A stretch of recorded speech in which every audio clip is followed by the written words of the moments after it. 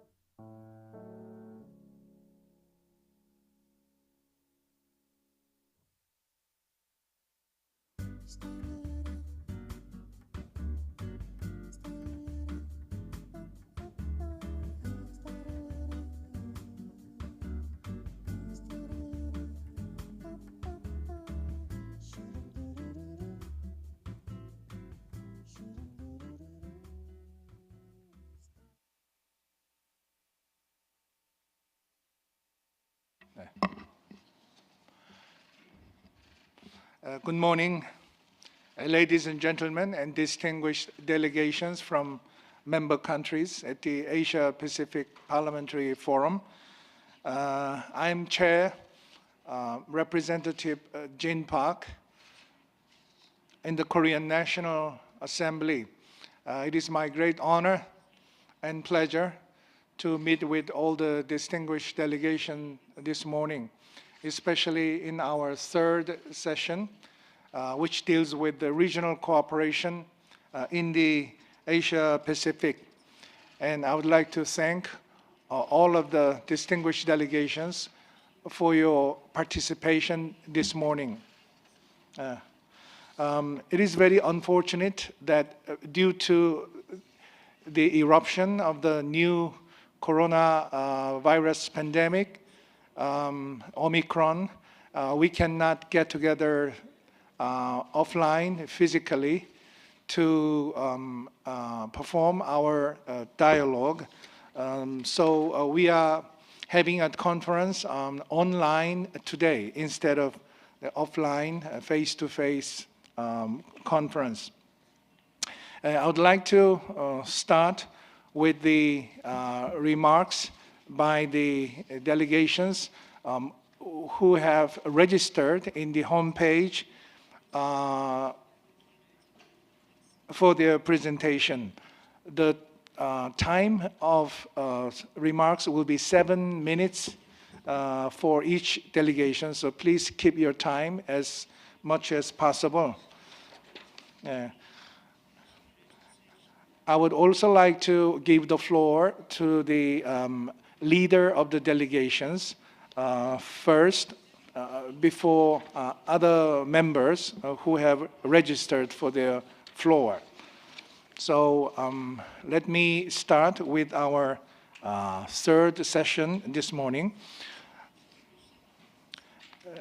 The first distinguished delegate who would like to make a speech will be Honorable Kang Sun-woo, Representative Kang Sun-woo from the Republic of Korea. Representative Kang Sun-woo, please. Yeah. Yes, go ahead. Honorable delegates of APPF member countries, I'm Kang Sun-woo, member of Korean National Assembly. On behalf of the Korean National Assembly and on my own behalf, I sincerely thank you for joining the APPF annual meeting at this challenging time. The international community, including the Asia-Pacific region, is in the midst of swirling challenges such as the COVID-19 pandemic and climate change. This year, we've seen many extreme weather events around the world, including large-scale wildfires in Greece, Turkey, and California, floods in Germany and China, and record-breaking heat waves in Europe. Many countries in the Asia-Pacific region also have been affected by rising sea levels, frequent occurrence of typhoons, drought, and wildfires. Scientists are warning that the climate change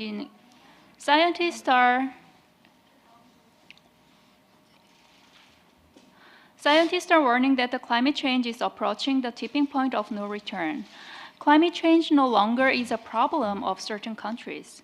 It deeply affects the everyday lives of all countries around the world. Nature is sending us a clear message that we need to change the way of our economic development that has no brakes. We need to cut greenhouse gas emissions dramatically and preserve our ecosystem in the pursuit of future economic growth. The international community, including the UN, is committed to not just building back, but building back better, which aims to bring about fundamental changes in our economic structures in the process of recovery from the COVID-19 pandemic. In order to join the international efforts, the Korean National Assembly passed the Framework Act on Net Zero and Green Growth in response to climate change in August this year to reduce greenhouse gas emissions by 40% of 2018 levels by 2030. The Korean government also adopted the Green New Deal strategy to turn our carbon-dependent economy into a green and low-carbon economy with special focuses on the development of renewable energy and green mobility, such as electric and hydrogen vehicles. I also call on the parliaments and governments in the Asia-Pacific region to promote legislative and policy support to address the climate change crisis. If we are to turn into low-carbon economies in the post-COVID-19 era, efforts of individual countries, of course, are important. However, as highlighted in the COP26 recently held in Glasgow, UK, developed and developing countries should join forces to strengthen collective response capabilities for climate change. The parliaments of developed countries in our region should exert leadership to raise finance and actively provide human and technological support for developing countries' transition to low-carbon economies. Developing countries also should take bold measures to move towards carbon neutrality in recognition that transition to a low-carbon economy is the right direction for the future and creates more jobs than fossil fuel-based economic growth. Climate change is a common challenge of all humanity. Therefore, countries around the world, regardless of their development levels, should take transnational measures based on multilateralism to ensure a substantive solution to climate change. Our Asia-Pacific region has a great potential for cooperation, considering diverse development levels among countries and each country's comparative advantages. The National Assembly of the Republic of Korea will also actively cooperate with developing countries in the region in their efforts to respond to the effects of climate change in line with the Korean government's Green New Deal strategy and New Southern policy. I hope that this annual meeting will enable us to promote practical cooperation for climate change in the post-COVID-19 era. Thank you for your attention. Thank you very much. Thank you, Honorable Kang Sun-woo, for your presentation. Next speaker will be Honorable Wayo Asa Warungruang from Thailand. Yes, you have the floor now.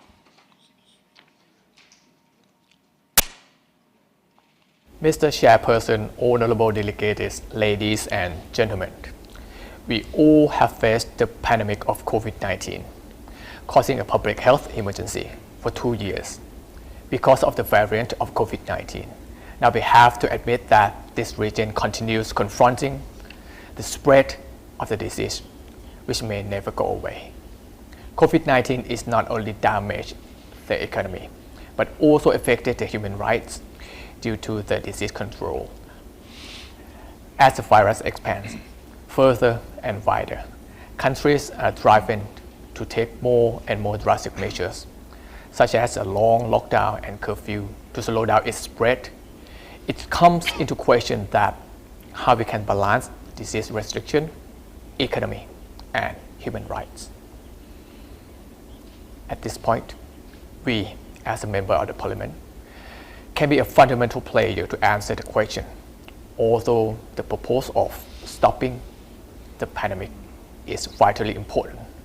Appropriate limitation with proportionality should be kept in mind. It is our duty to scrutinize the work of the budget of the government. Like other countries, Thailand has been hit hard by the pandemic of COVID-19 and inevitably enforced the lockdown measure, causing impacts on economy and human rights. However, the government tries to ease people's suffering and has policies on COVID-19 vaccination, which everyone in the country, including the foreigners, would have access to the vaccine. The important information about the disease is also translated into many languages for migrant workers. More importantly, for all sectors in our country are united in action against the problem, ensuring that no one is left behind. As the legislative branch of the country, the Thai Parliament continues its mission with appropriately preventive measures for MPs and officers. It also issued regulation on electronic media conference, supporting their performance during the crisis. In addition, the meetings and committees were held for considering and monitoring the budget for pandemic relief. The Parliament also joined international forums, such as the IPU, the World Conference of Speakers and Parliament, and IPA, for exchanging our experiences and best practice among the MPs. At this stage, Thailand would like to request the cooperation from all stakeholders at both international and national levels to tackle the problem and implement appropriate plans with the aim of balancing disease control, economy, and human rights. Sharing lessons learned and knowledge is a key important for achieving our goal. We together will bring back the better world after COVID-19. Thank you. Thank you, Honorable Wayo Asawarung Groang, for your thoughtful presentation. Next speaker will be distinguished delegate from Laos, Honorable Hongkam Suvarnabong. You have the floor.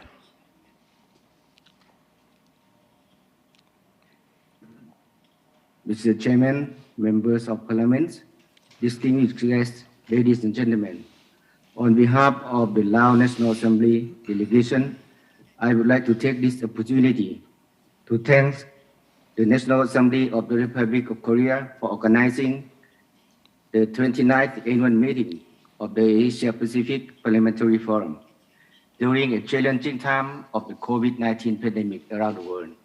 I believe that under your chairmanship, this conference will achieve a great success. Mr. Chairman, water, energy, and food security are conducive to national prosperity, people's livelihood, and social stability. And it also serves world peace, stability, and prosperity. However, the world is facing challenges, particularly natural disasters, namely floods, droughts, and so on, which are caused by the climate change resulting in unstable water, energy, and food security, which are global issues, especially in developing countries. The APPF meeting brings together these global issues to discuss and demonstrate the commitment that Asia-Pacific countries are working together to address the challenges posed by climate change. I believe that our discussion and exchange point of view will bring mutual understanding and further deepen cooperation in addressing those challenges. I highly value the efforts and important roles of the APPF parliamentarians over the past years in addressing and responding to climate change. Recognizing the importance of these issues, Lao PDR remains strongly committed to the implementation of the 2030 Agenda for Sustainable Development and the Paris Agreement on Climate Change by quickly translating the goals of these Sustainable Development goals and the contents of the Paris Agreement into the National Socio-Economic Development Plan, the National Land Management Master Plan, the National Green Growth Strategy, the National Water and Water Resources Strategy, and Agriculture Development Strategy. Recently, the second ordinary session of the 9th legislature of the Lao National Assembly had considered and adopted the National Electricity Development Plan to 2030. On this aim to achieve better protection, management, and utilization of our natural resources in a higher, efficient, and sustainable manner, resulting in the better benefit of the country and the regions. Mr. Chairman, the Lao PDR is a rich country in natural resources such as land, forest, and water. I believe that these great potentials can turn into supportive territory of energy and food security. Therefore, international organizations, development partners, financial institutions, and the private sectors are urged to assist and welcome to invest in the Lao PDR, in green and clean energy, and climate resilient agriculture. In addition, I call upon Asia-Pacific parliamentary countries to persuade the governments to develop countries to cooperate, support, and assist the least developed countries in terms of human resources development, energy, technical, and infrastructure development. capacity building in management, utilization of natural resources to address energy and food security issues, and ensure sustainable development which is consistent with our joint responsibility for the world's population at present and the future. Lastly, I would like to wish Mr. Chair on fellow members of Parliament, distinguished delegates, for a good health, happiness, and great success in your noble task. Thank you, Mr. Chairman. Thank you very much, Honorable Hongkam Suvarnabong, for your presentation. Next speaker will be a distinguished delegate from Australia, Honorable Graham Parrott. The floor is yours. Good morning. Hangyang Aseo.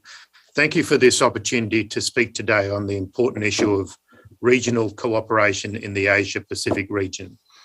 My focus is on the crucial role of parliaments in balancing disease control, the economy, human rights, and ideas for interparliamentary cooperation. I would firstly like to thank our Korean hosts for successfully facilitating the important work of the 29th Asia-Pacific Parliamentary Forum. Kamsahamnida. I would also like to acknowledge the other member countries present and thank them for their contributions. We have had some very informative and engaging discussions. The APPF was established to promote cooperation among parliaments across the Asia-Pacific. The emergence of the COVID-19 pandemic has presented a global crisis and is a timely reminder of the necessity for strong cooperation between our parliaments. COVID-19 continues to create an unprecedented dilemma to countries in the Asia-Pacific.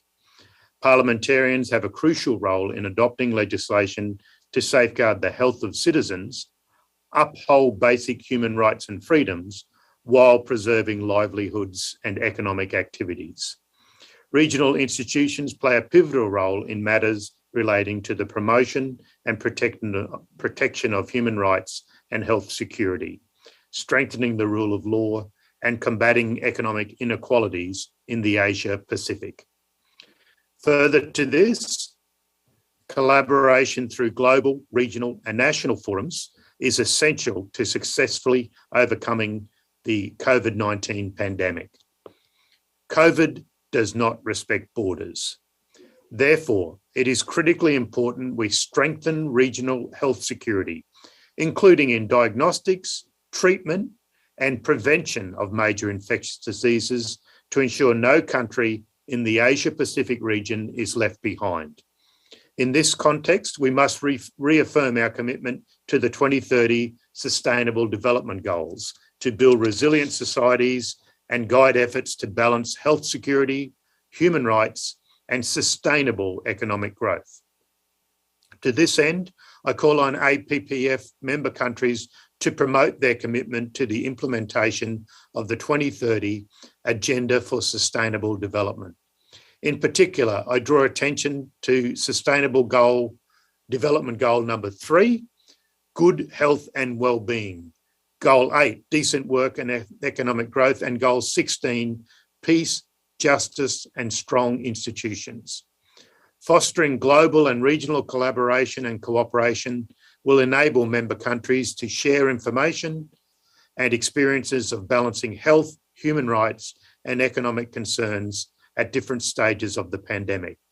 It will also enable us to share expertise and analysis on policy outcomes and modelling. A continued focus on reforming, harmonising, and implementing laws, policies, and regulatory frameworks to strengthen institutional capability will assist in the development of comprehensive, holistic policy responses to the pandemic. Member countries must commit to accelerating efforts to build regional capacity in health security and health technologies. This should include expanding access to COVID-19 diagnostics, treatment, and prevention, and global cooperation on the equitable distribution of vaccines, particularly for less developed countries. We are all in this together. Words are beautiful, that action is supreme. We should also encourage opportunities for interaction among parliaments, governments, civil society, and business communities in order to promote regional health security, investment for sustainable and inclusive growth, transparent and accountable government, and of course, the rule of law. Thank you all for the opportunity to speak today and for your continued commitment to progressing the important work of the APPF and regional cooperation across the mighty Asia-Pacific region more broadly. Kamsahamnida. Thank you very much, Honorable Graham Parrott. Also, your Korean is very good. Thank you. Next speaker will be Honorable Yuki Waseda from Japan. Honorable Waseda, you have the floor now. I'm Yuki Waseda, a member of the House of Representatives and the Japanese delegation of Parliament. Thank you very much for having me, giving me this opportunity to make a speech.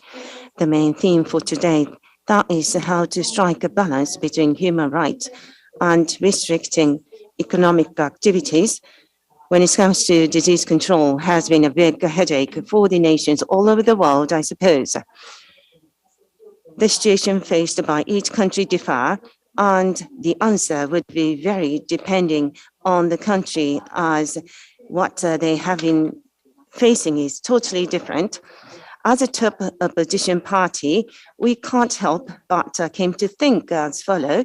The Japanese government has promoted coexisting with COVID-19 and lifted the restrictions for infection control in the absence of due control over the infection spread. As a result, repeated waves of infection spread occurred more than a few times, and the de facto prolonged constraints of social and economic activities on a request basis have brought grave consequences over the lives of people and economy.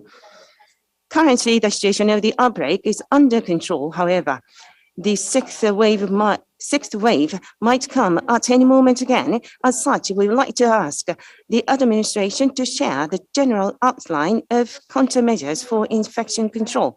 In addition, based on what we learned, a request to be made for taking initiatives to enhance resilience of the medical system by such an expanding the inspection system and the number of registered beds in order to avoid overwhelmingly hospitals and improve working conditions for healthcare personnel and nursing care workers. Furthermore, we will ask strongly for a prompt provision on its substantial expansion of benefits and assistance to safeguard the daily lives of the Japanese people. Also, with the advent of the new variant strain, we shall revisit the fundamentals of the notion that the pandemic will not end unless measures for COVID-19 are implemented that include the vaccination efforts around the world. To that end, the National Diet of Japan is going to request the administration to make a contribution to the international community more actively respond to the crisis. The climate change is the largest and the common threat that will lead to a fatal crisis for the human race, and impact of that is rising up to the surface in the form of severe weather phenomenon and damage to the ecosystem. The Diet passed the resolution for climate and environmental emergency declaration, and that is the common recognition of the ruling and opposition parties. Having said this, at the major opposition party, there are some differences with the administration when it comes to the pathway to carbon neutrality. More importantly, we went through the accident at the Fukushima #1 nuclear power station due to the Great East Japan earthquake. We think we shall aim for zero nuclear power and opting for a path to make maximum use of renewable energy without depending on nuclear energy. It is necessary to provide assistance at the government of Japan to promote a shift from nuclear power generation to renewable energy, that also embracing a perspective of employment that requires joint efforts of public and the private sector. In addition, there are many challenges where we need to step up our initiatives. For example, one of the growth strategies set by the government was the export of businesses related to nuclear power generation and coal-fired power generation, which was at a turnout aborted. Actually, this line of thinking per se shows inability to follow the trend of carbon neutrality in the world. Thus, now it is the time and is imperative to demonstrate a clear target to depart from coal-fired thermal power generation. On top of that, innovation of technology is indispensable to deliver carbon neutrality. The support of the national government to encourage technological innovation is important. With that, we aspire to contribute to decarbonization on the planet through Japan's decarbonization technology. While doing so, without waiting for technological innovation to be implemented, it is required to reduce greenhouse gas to the maximum extent through the existing technology for energy saving and renewable energy. In confronting unprecedented crises, international collaboration and cooperation is becoming even more important. In that context, I am pleased to be able to participate in APPF, where knowledge is mutually shared.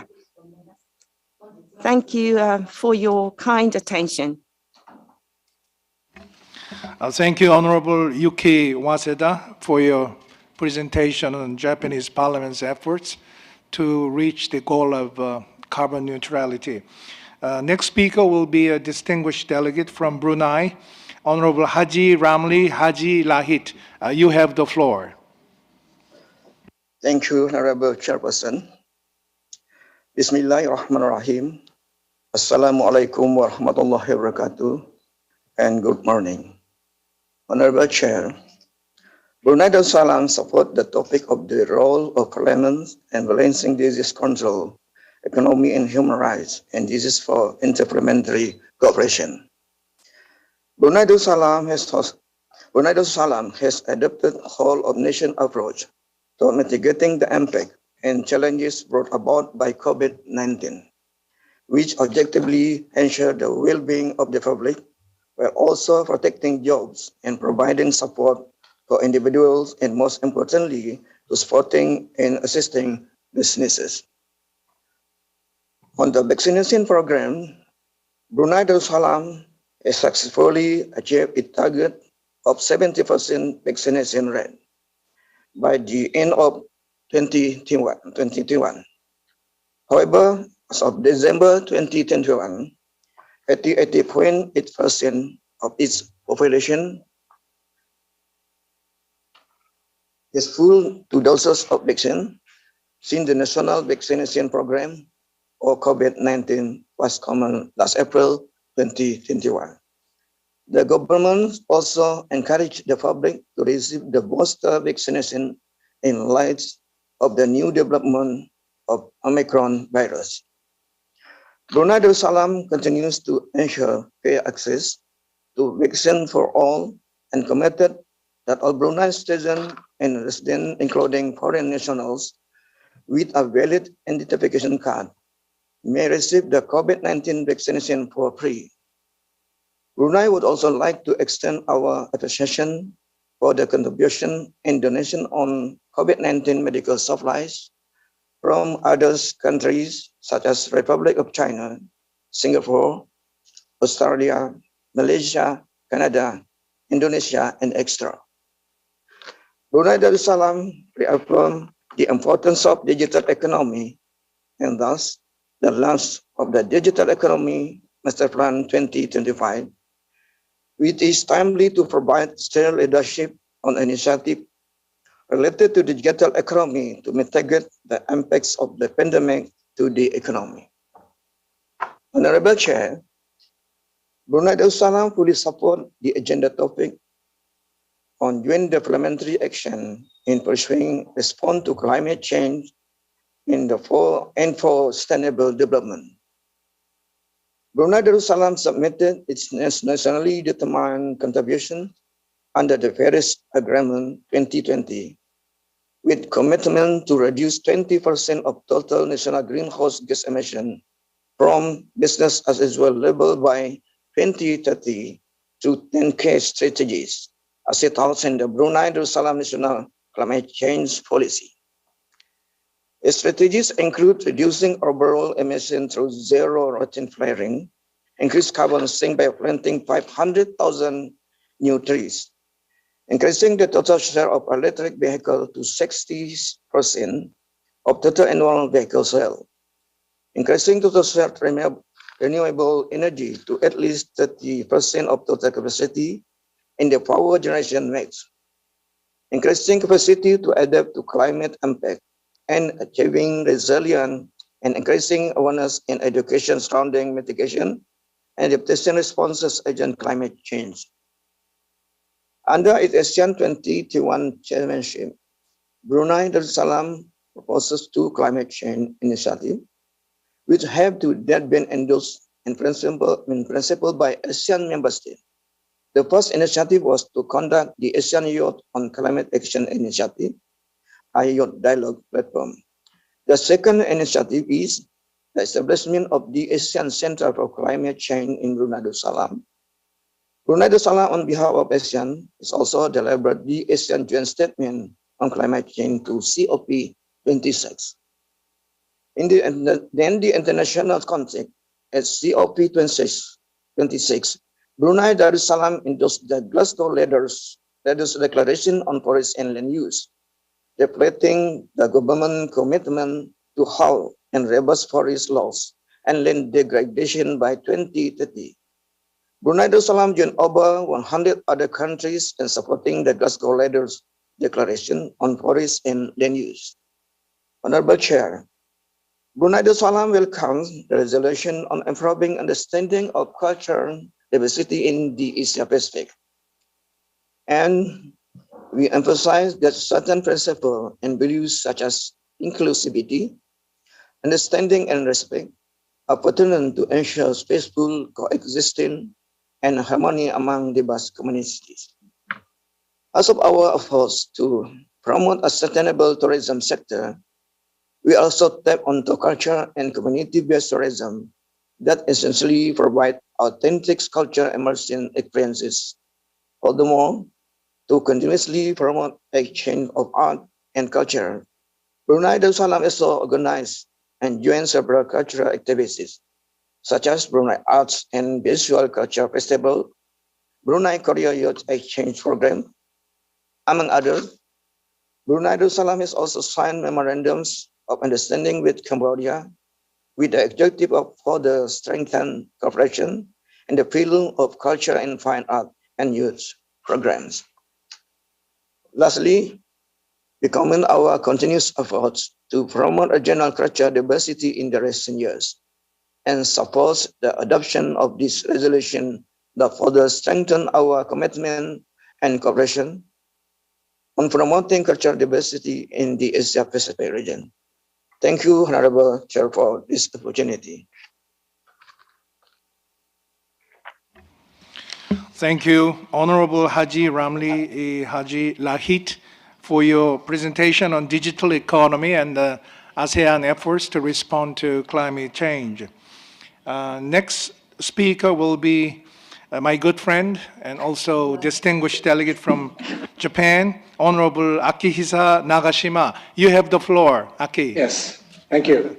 Thank you, Mr. Chairman. My dear friend, Park Chin, I appreciate your excellent chairmanship, as always. Let me start by thanking you all for this opportunity to speak.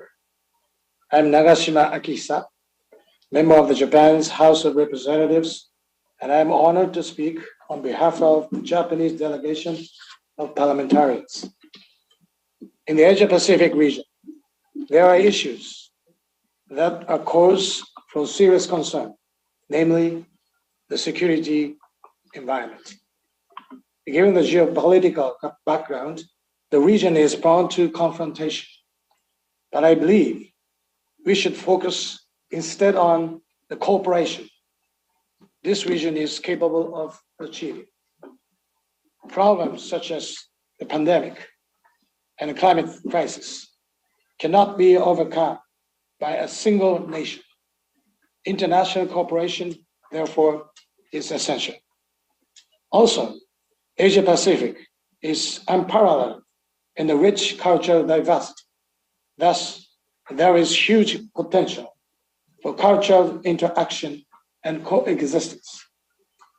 I cannot stress enough the imperative for us to strengthen regional cooperation to overcome confrontation and division. In Japan, we have tackled COVID-19 largely by securing the voluntary cooperation of the public and limiting legally enforceable methods. Although this approach did place a considerable burden on the public, it enabled us to host the Tokyo Olympic and Paralympic Games successfully. Japan is now among the leading nations in the world in a percentage of the population who have been vaccinated twice, and the number of infections within Japan has declined significantly. I humbly admit that we may have presented one method to balance COVID countermeasures with preservation of human rights and economic activity. Currently, a new variant is once again spreading rapidly around the world. Japan is committed to playing a leading role internationally to combat the virus by sharing information with the World Health Organization and the G7, other G7 nations. COVID-19 presents a threat to human security. In the worldwide fight against this unknown virus, Japan's guiding principle is to leave no one's health behind. In line with this principle, we are playing a leading role in international cooperation to achieve universal health coverage.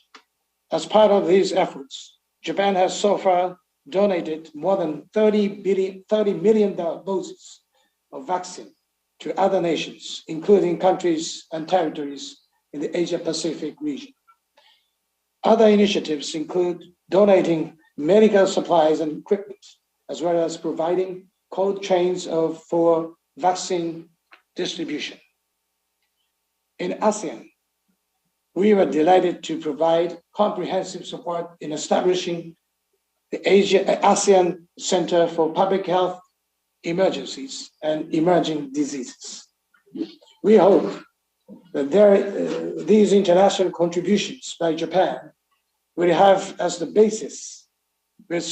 basis for ensuring further civil liberties as countries in the Asia-Pacific region implement their disease control measures. With regard to climate change, Japan has declared its intention to achieve carbon neutral by 2050.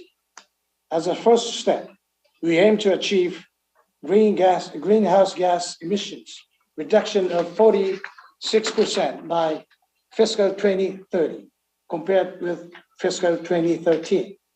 Furthermore, we are challenging ourselves to raise the reduction further to 50%. I would also like to remind you that last year, the Japanese National Diet voted to declare a climate emergency. At the Japan's ASEAN Summit meeting in October this year, in aims to further strengthen regional cooperation on climate change, Japan announced the ASEAN-Japan Climate Change Action Agenda 2.0 as a key program for promoting ASEAN's transition toward decarbonization. Earlier in June, Japan stated that it would provide $60 billion of combined public and private climate finance over the next 5 years. And in addition, Prime Minister Kishida Fumio indicated at the recent COP26 summit and APEC economic leaders meeting in November that Japan would contribute initiatives, including the establishment of the framework to provide innovative financial assistance to support decarbonization in Asia and elsewhere. He also stated that Japan was prepared to provide additional financing to up to $10 billion over the next 5 years. Through such initiatives, Japan is driving efforts towards sustainable growth and decarbonization in the Asia-Pacific region. I myself will keep on providing support from the legislature to ensure that government commitments such as these are fully implemented.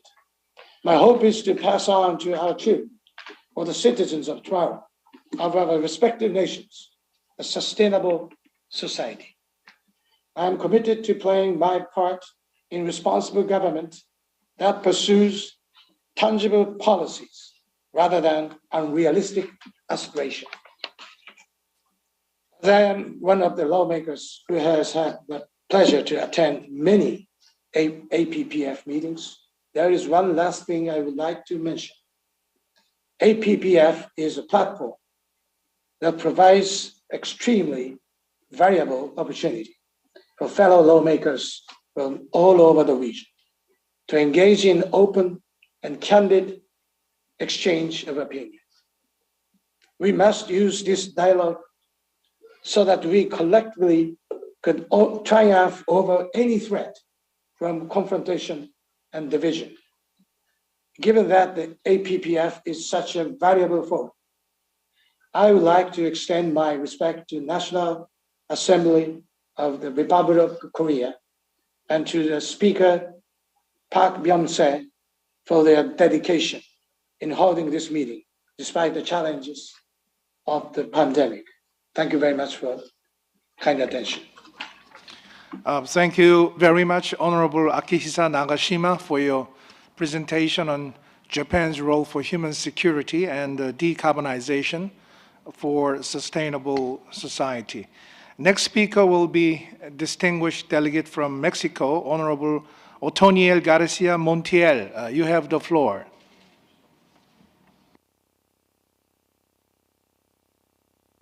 En 2018, en México comienza el proceso de la Cuarta Transformación, que conduce a un cambio en el sistema a través de proyectos y propuestas en materia educativa, cultural, económica, política y social, que tienen por objetivo garantizar políticas públicas que permitan al país un crecimiento económico sostenible, garantizando el bienestar para el pueblo mexicano. En ese sentido, la Cuarta Transformación busca posicionar a México como un actor internacional que se destaque por su capacidad de generar iniciativas ante los grandes retos globales, con el establecimiento de vínculos con otras regiones del mundo, que permitirán generar confianza para poder identificar prioridades compartidas. Para México, la cooperación internacional es el esfuerzo conjunto de gobiernos, organismos internacionales, sociedad civil, academia y el sector empresarial, promoviendo acciones que contribuyan al desarrollo sostenible y a mejorar la situación socioeconómica de la población, a través del intercambio de conocimientos y experiencias. Debido al mencionado proceso de transformación interna de nuestro Estado mexicano y al movimiento de internacionalización de los órganos legislativos a nivel mundial, se ha dinamizado a los procesos de cooperación parlamentaria internacional, en donde los órganos legislativos están al frente de las actividades de diálogo y contacto internacional entre las diferentes naciones, con el objetivo de promover el desarrollo humano sostenible y contribuir a erradicar la pobreza, la desigualdad y la exclusión social, aumentar la calidad de vida de la población, el nivel educativo, técnico, científico y garantizar la protección al medio ambiente.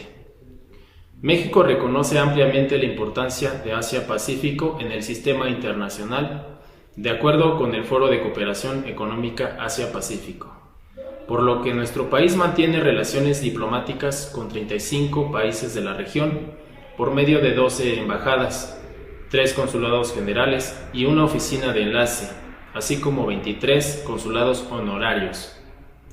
Entre los principales socios comerciales de México en la región se encuentran China, República de Corea, Japón, la India y Malasia. Los procesos de modernización y la creciente interacción entre actores internacionales han generado la creación de lazos fuertes entre Asia-Pacífico y nuestro país, puesto que tiene un mercado con una mano de obra calificada, además de los múltiples destinos de exportación comercial. Debido a nuestra ubicación geográfica, tenemos el privilegio de contar con tratados internacionales como lo es el TEMEC y la amplia red de acuerdos comerciales que garantizan dar certidumbre a las empresas y las inversiones de extranjeros. Con base a todo lo referido anteriormente, se proponen 4 ejes principales que puedan incidir en nuestras regiones. 1. Reducir los índices de pobreza y la desigualdad social. 2. Fortalecer al sector energético. 3. Inversión en ciencia e investigación para el desarrollos tecnológicos. 4.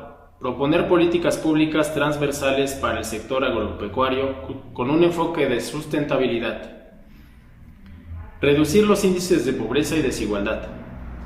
La desigualdad y la pobreza extrema en los países en desarrollo ha sido una de las graves problemáticas pendientes en la agenda pública. Para ello, planeamos realizar intercambios de experiencias con los estados de Asia-Pacífico y los gobiernos estatales al interior de México.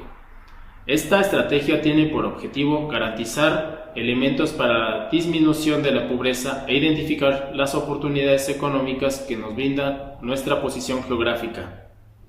Integrar una agenda de cohesión social que articule y coordine políticas públicas, sociales, prácticas institucionales y esquemas de financiamiento entre nuestras naciones.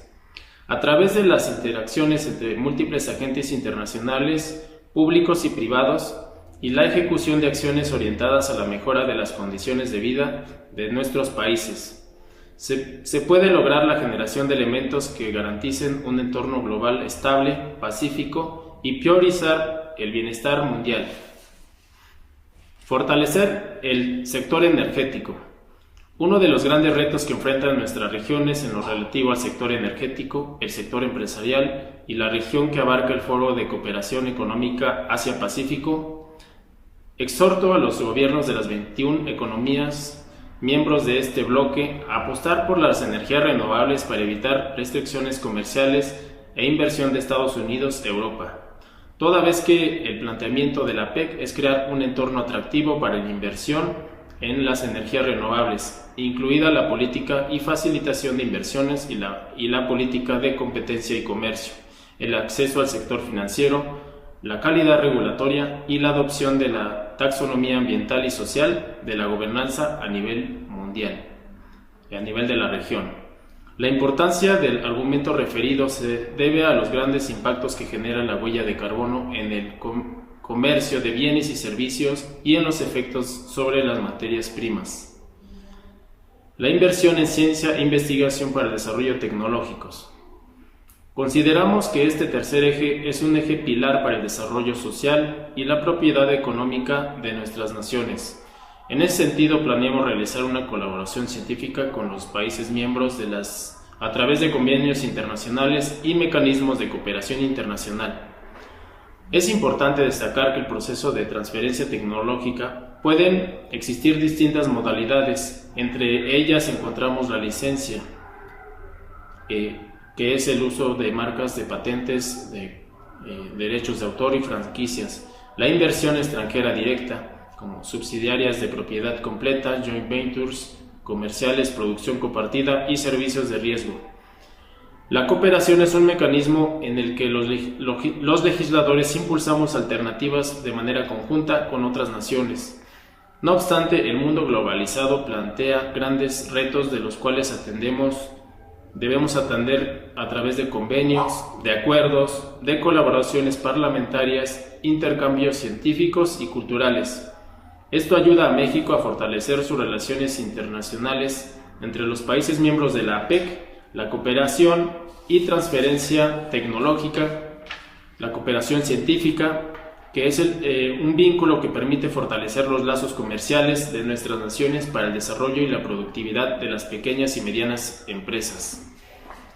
Promover políticas públicas transversales para el sector agropecuario con un enfoque de sustentabilidad. Las políticas públicas alineadas al Plan Nacional de Desarrollo de nuestro país 2019-2024 están alineados a los objetivos establecidos en la Agenda 2030 de la ONU. En ese sentido, la FAO planea una mejor producción, más productiva, un mejoramiento al medio ambiente, así como a las condiciones de vida de la población. La autosuficiencia alimentaria y el rescate del campo es uno de los objetivos establecidos en el Plan Nacional de Desarrollo de nuestro Estado mexicano 2019-2024. Al mismo tiempo, la FAO reconoce 4 ejes transversales: tecnología, innovación, datos y complementos. A pesar del gran potencial que existe en México para el uso de tecnologías del sector agropecuario que se usan para combatir el hambre y la soberanía alimentaria, todavía faltan muchos retos que atender. Por ello, consideramos que para el desarrollo agropecuario de nuestras naciones es importante no dejar atrás y no dejar a nadie fuera.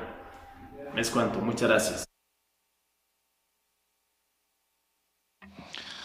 Thank you very much for your presentation, Honorable Otoniel Garcia Montiel. Next speaker will be a distinguished delegate from the Philippines, Vice Speaker, Honorable Wesley Gatchalian. You have the floor. Thank you. Greetings to the President of the APPF, Honorable Tony Smith, to the Chairman of the 29th APPF Annual Meeting and Speaker of the National Assembly of the Republic of Korea, Honorable Park Byung-suk, to the Chairperson of the 3rd Session, Honorable Park Jin, and to all our fellow parliamentarians from across the region. It is my honor to be here today, and on behalf of the 18th Congress of the Republic of the Philippines, please allow me to extend our deep gratitude for inviting us to the 29th Annual Meeting of the Asia-Pacific Parliamentary Forum. The Republic of the Philippines recognizes that the APPF is an integral part of our region's community-building process. It represents an effective platform for dialogue on interparliamentary concerns and diplomacy, such as climate change, based on the principles of partnership, shared respect for one another, and mutual benefit. In the 29th APPF meeting, we will have an opportunity to take stock of our situation and look ahead to see how we can sustain the relevance and integrity of Asia-Pacific relations in the post-pandemic era. Through our regional cooperation, we expect to facilitate increased interaction among member states to foster deeper social cohesion and more resilient regional and global economies.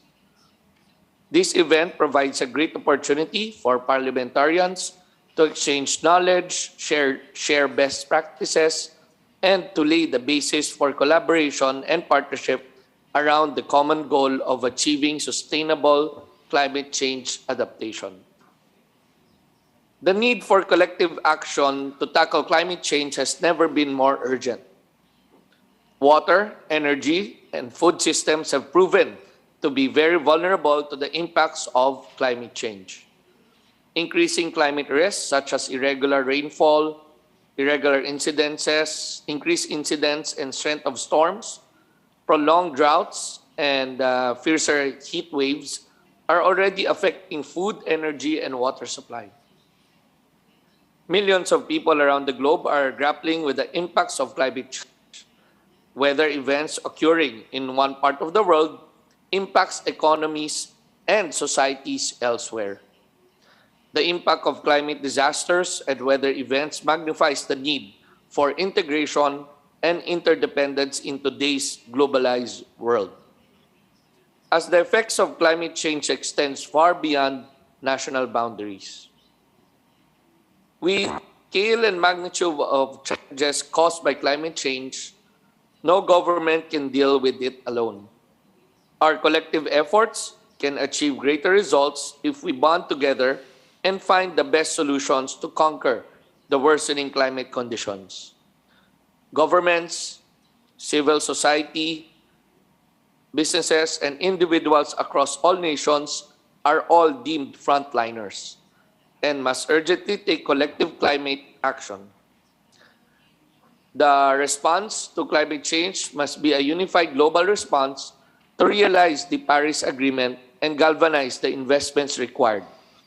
All stakeholders at the national, regional, and global levels must engage one another, cement partnerships, and collaborate for unified climate action. Fellow parliamentarians, ladies and gentlemen, as we move forward to post-pandemic era, the APPF must recognize that the path to greater prosperity is by increasing regional cooperation and interdependence. At the same time, we emphasize the fact that we must practice mutual respect for independence, sovereignty, equality, and territorial integrity of all member states that shall continue to foster a positive environment across regions. In closing, on behalf of the 18th Congress of the Republic of the Philippines, let me reaffirm our support and commitment to the Asia-Pacific Parliamentary Forum in its 29th annual meeting. Thank you and mabuhay. Thank you very much, Honorable Vice Speaker Wesley Gatchalian, for your presentation. Next speaker will be a distinguished delegate from Mexico, Honorable Eduardo Enrique Murat Hinojosa. The floor is yours.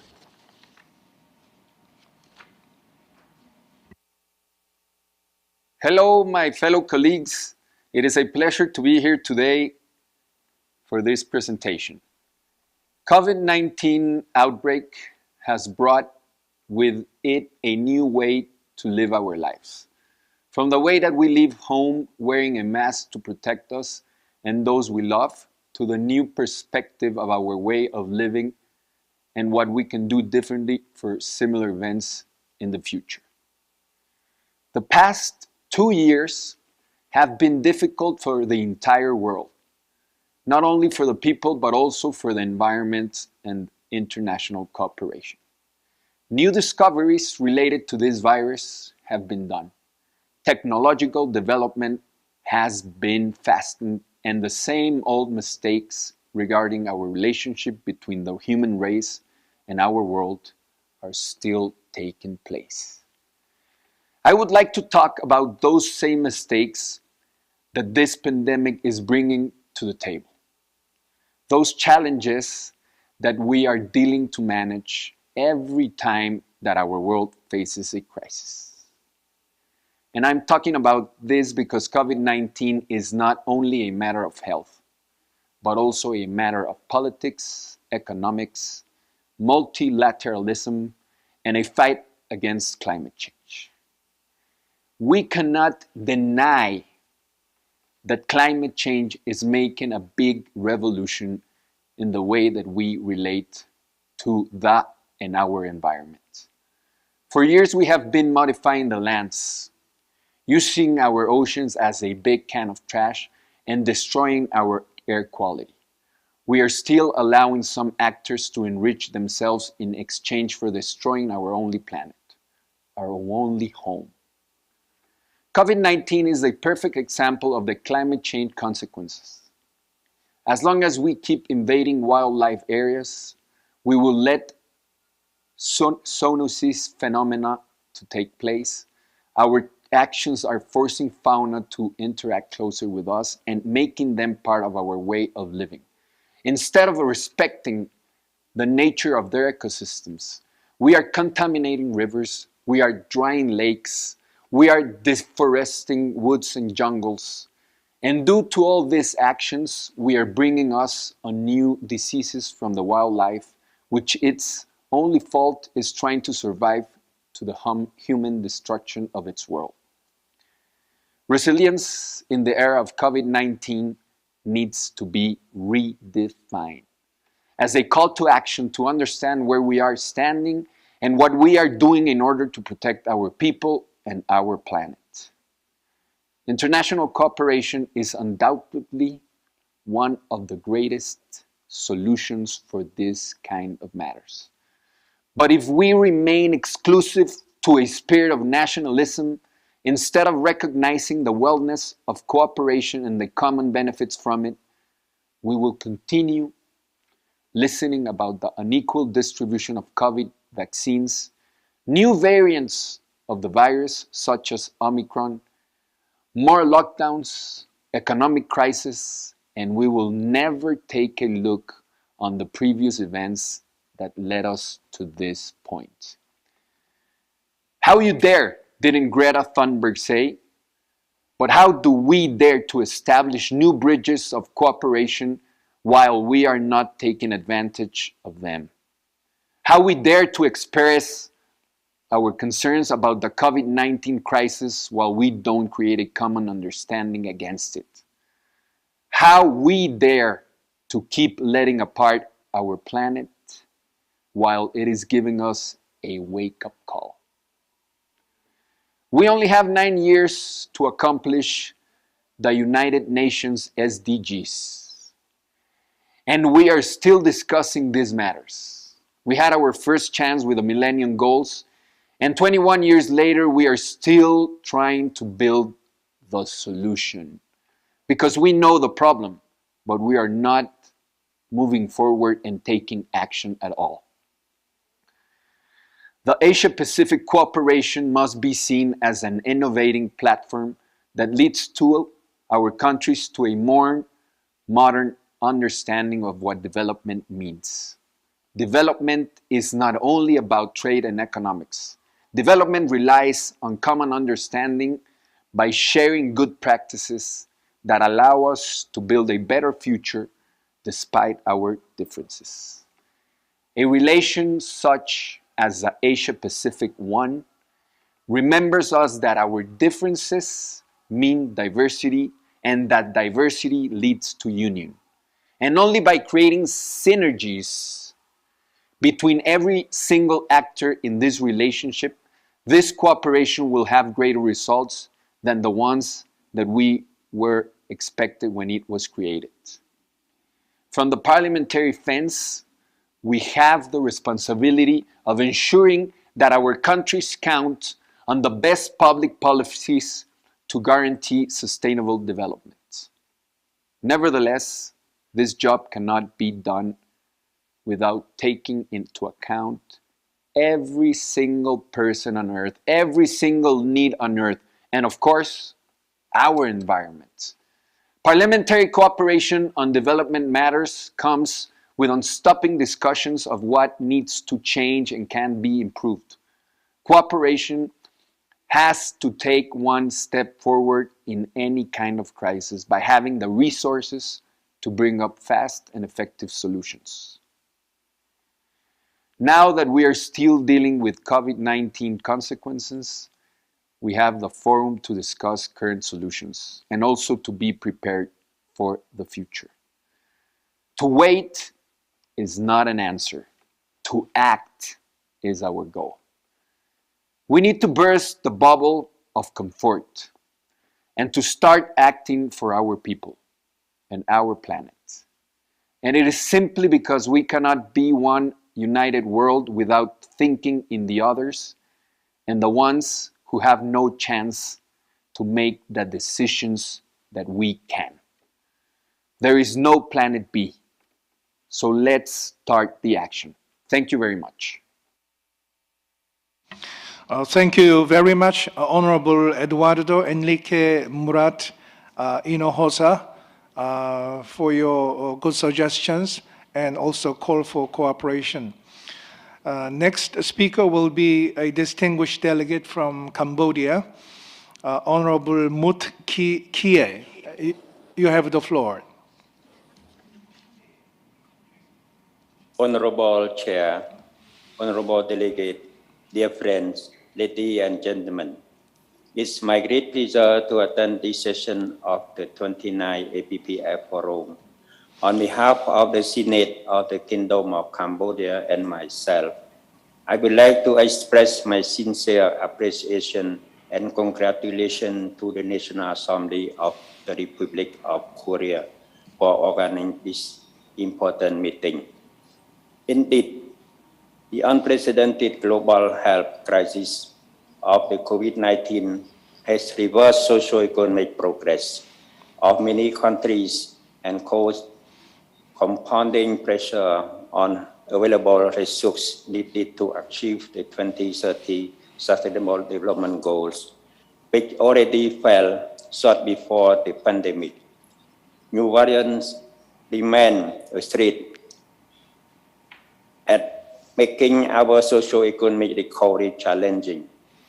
At the same time, the impact of climate change has become more evident and intensifying, which causes more implications for livelihood of the people and development. Honorable Delegate, Cambodia has made utmost effort in promoting sustainable development. The 2030 agenda has been localized and integrated into rectangular strategy number 4 and the National Strategy Development 2019 to 2023 of the Royal Government. Despite the setback posed by COVID-19, Cameroon has rapidly responded with the stimulus measures, including social protection scheme for the poorest and the most valuable households, a strategic framework and recovery plan to promote the socio-economic growth has also been developed to chart a path for sustainable and inclusive recovery. Despite being a small country with low carbon, low greenhouse gas emission, Cambodia is doing our share in addressing climate change.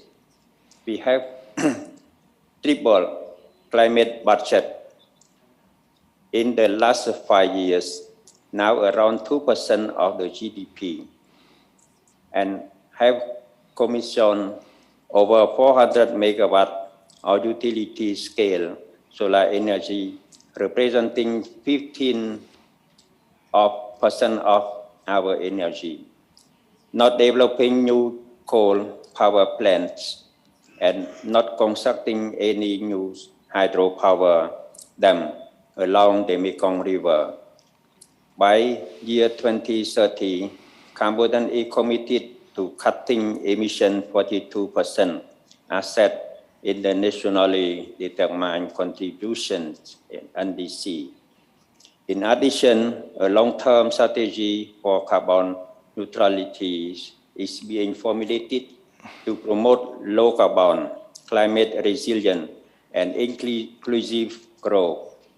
This will also help us seize the opportunity of green economy, a major driver of growth, investment, and innovation in the coming decades. Honorable Delegate, a key lesson from the pandemic is that no country can overcome these challenges alone. Our collective and multilateral action are the only viable solution to build a sustainable, prosperous society for all and to respond to threat the global magnitude of climate change. As such, the role of Parliament is more important than ever in helping mitigate these challenges through both traditional parliamentary function and interparliamentary cooperation like the APPF. Our solidarity exchange of insight and good practices and cooperation on capacity building and technology transfer are crucial for advancing the collective momentum toward achieving the commitment under the Paris Agreement and the Sustainable Development Goals, especially to move beyond the crisis quickly.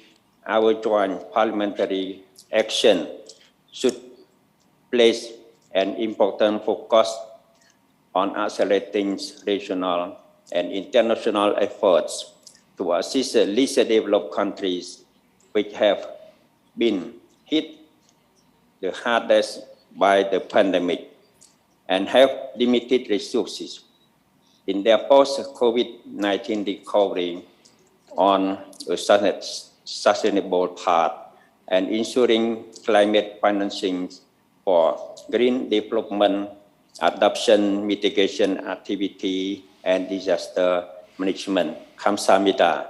Thank you for your attention. Thank you very much, Honorable Mutkie, for your thoughtful presentation. Next speaker will be a distinguished delegate from China, Honorable Fu Shenghe. You have the floor. Thank you. Mr. Chair, dear colleagues, it is a great pleasure for me to attend this meeting and exchange ideas on promoting sustainable development through climate actions. Climate change is an urgent problem facing humanity and one of the most serious challenges in the world today. Joint efforts to tackle climate change bear on the future of mankind. In his written statement to World Leaders Summit at COP26, Chinese President Xi Jinping offered a solution to major tasks of our times, including how to address climate change and revitalize the world economy. He put forward 3 proposals, namely upholding multilateral consensus, focusing on concrete actions, and accelerating the green transition.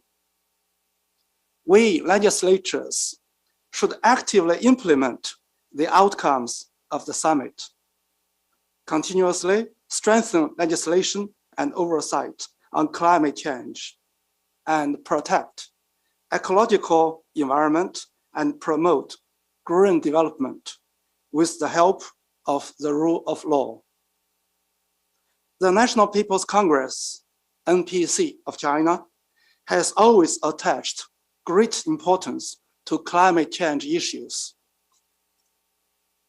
We have prioritized climate-related legislation since the decision of actively responding to climate change was made in 2009. Up to now, we have formed a full set of institutional regulations on the protection of ecological environment with more than 30 laws, including the Environment Protection Law, the Law on the Prevention and Control of Atmospheric Pollution, and the Renewable Energy Law. We have also established a mechanism of strictly implementing these laws by oversights and inspections, thus providing strong support for China's climate change actions. The NPC stands ready to conduct experience sharing and pragmatic cooperation with other legislatures with the aim to consolidate public support and legal guarantee for jointly fighting climate change. Responding to climate change is the shared responsibility of all countries. However, we should also be clear that climate change is the result of cumulative emissions in the history. The principle of common but differentiated responsibilities is the cornerstone of global climate governance. Developing countries are now facing challenges posed by COVID-19, economic development, and climate change. We should fully recognize their efforts and contributions in combating climate change, as well as fully accommodate their special difficulties and concerns. And developed countries should face up to their responsibilities of cumulative emissions in the past and the reality of higher per capita emissions.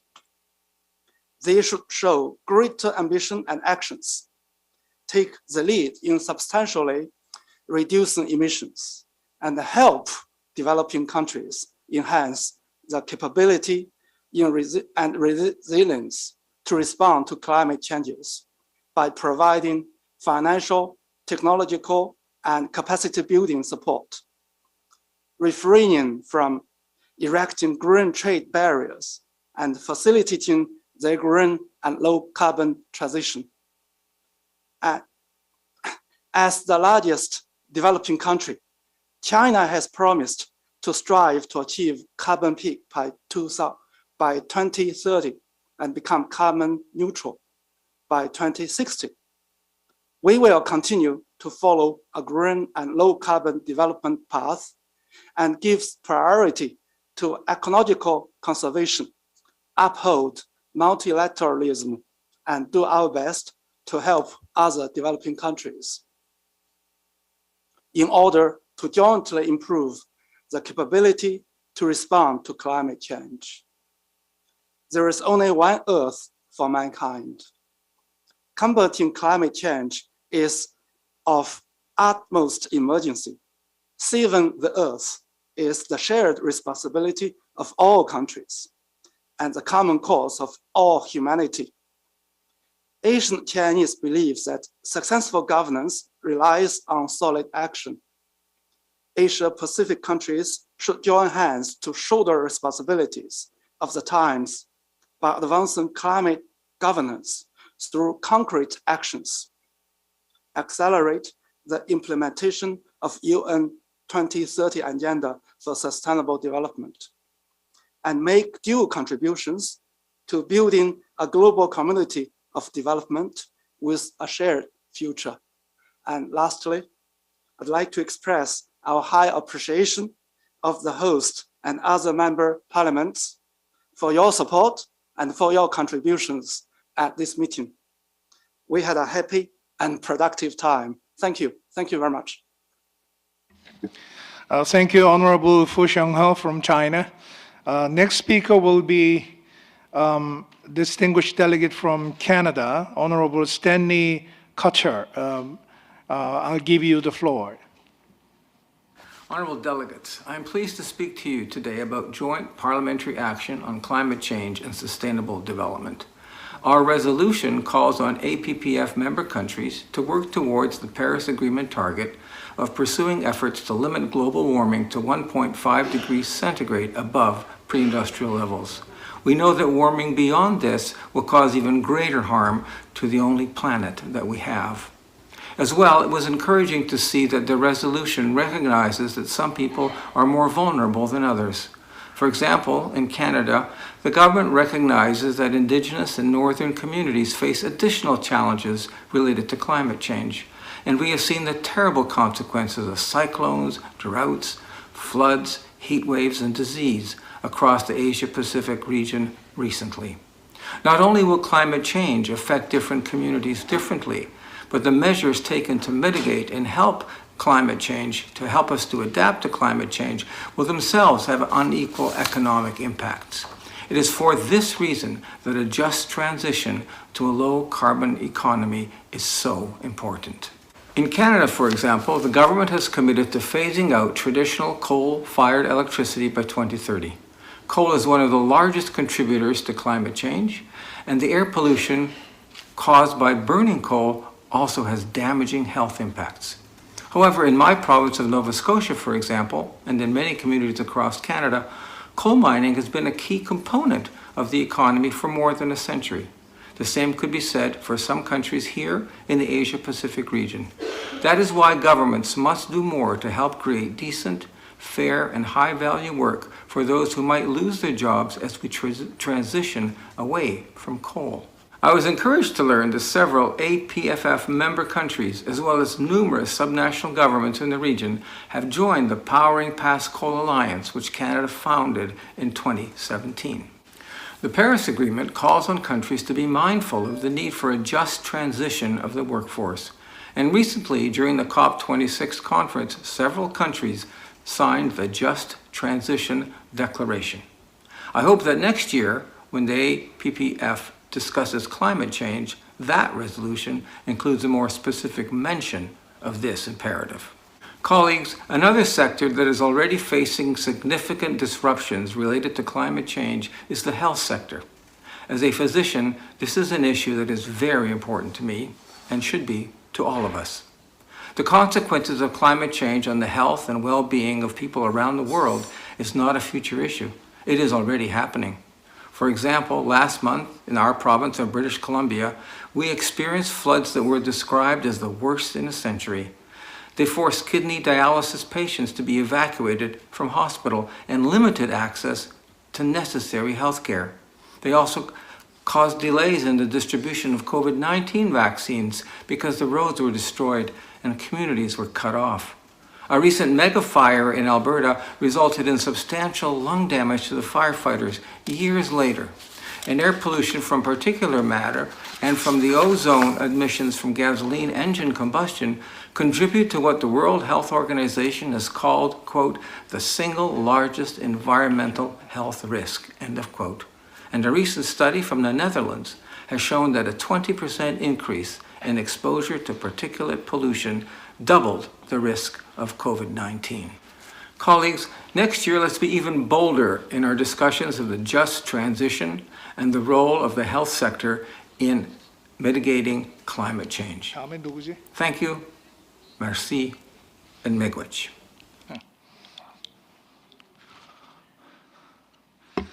Thank you, Honorable Stanley Kutcher, for your constructive suggestions.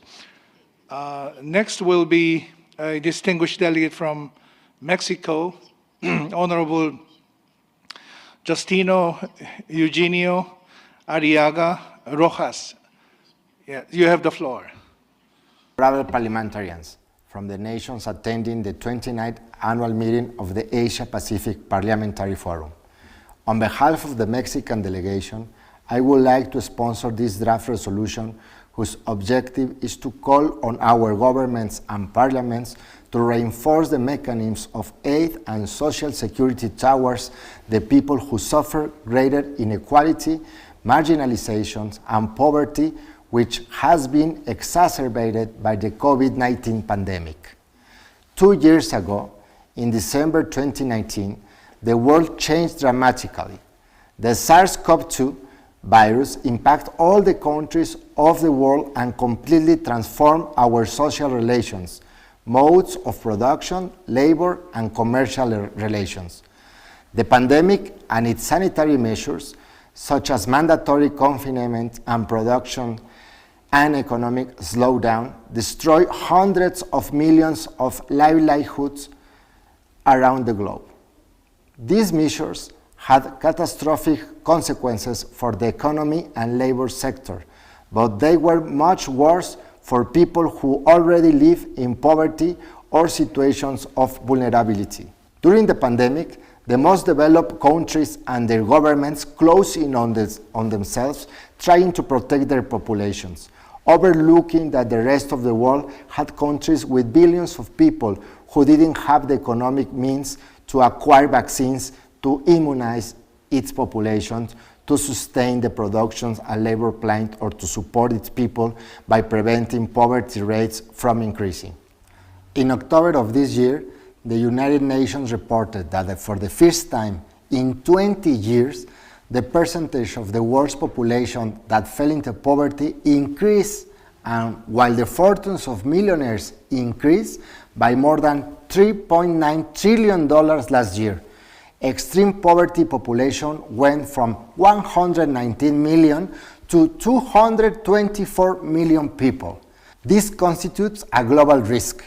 While more people suffer to get food, housing, medicines, and basic needs, is less likely to contain the COVID-19 pandemic in these places, and much less likely that these countries can find economic and political stability.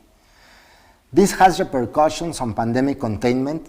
As long as the population is looking for something to eat, it will be difficult to advance vaccinations, therefore generation virus mutations and new variants appearing, such as Delta or Omicron. Preliminary studies regarding the Omicron variant in South Africa indicate that only 3% of this population who contracted this variant was vaccinated. In neighboring countries like Botswana, this data does not exist yet. This reveals that we cannot just concentrate our efforts on approving vaccines, ignoring the socioeconomic conditions in low developing countries. Although there are millions of vaccines manufactured in the world, if less developed countries increase their poverty, these vaccines will not reach those places, perpetuating the pandemic, worsening with different mutations that will be inevitably appear. In Latin America, the increase in poverty levels has been a common factor in these 2 years. According to the Economic Commissions for the Latin American and the Caribbean, CEPAL in Spanish, 22 million people fell into poverty only in 2020, making 209 million people in this condition. The countries that top the list with the highest poverty levels are Venezuela with 94.5%, Mexico with 43%, Colombia with 42.5%, Argentina with 40.6%, and Bolivia with 39%, according to official data of the mentioned commission. In my country, Mexico, recent studies show that poverty increased in the 2019-2020 period from 41.9% to 43.9%. Which means that people in poverty went from 59.9 to 55.7 million people. People living in extreme poverty also increased in Mexico from 7% to 8.5%. That is from 8.7 to 10.8 million people. According to official figures, these increases in the population living in poverty and extreme poverty were accentuated in 3 of 6 social deprivations: health, food, and education. In this humanitarian emergency, governments and parliaments of our countries must adopt more powerful measures to support the population in greatest need, not only within our borders, but also by expanding international solidarity actions. For these reasons, I propose the following resolution.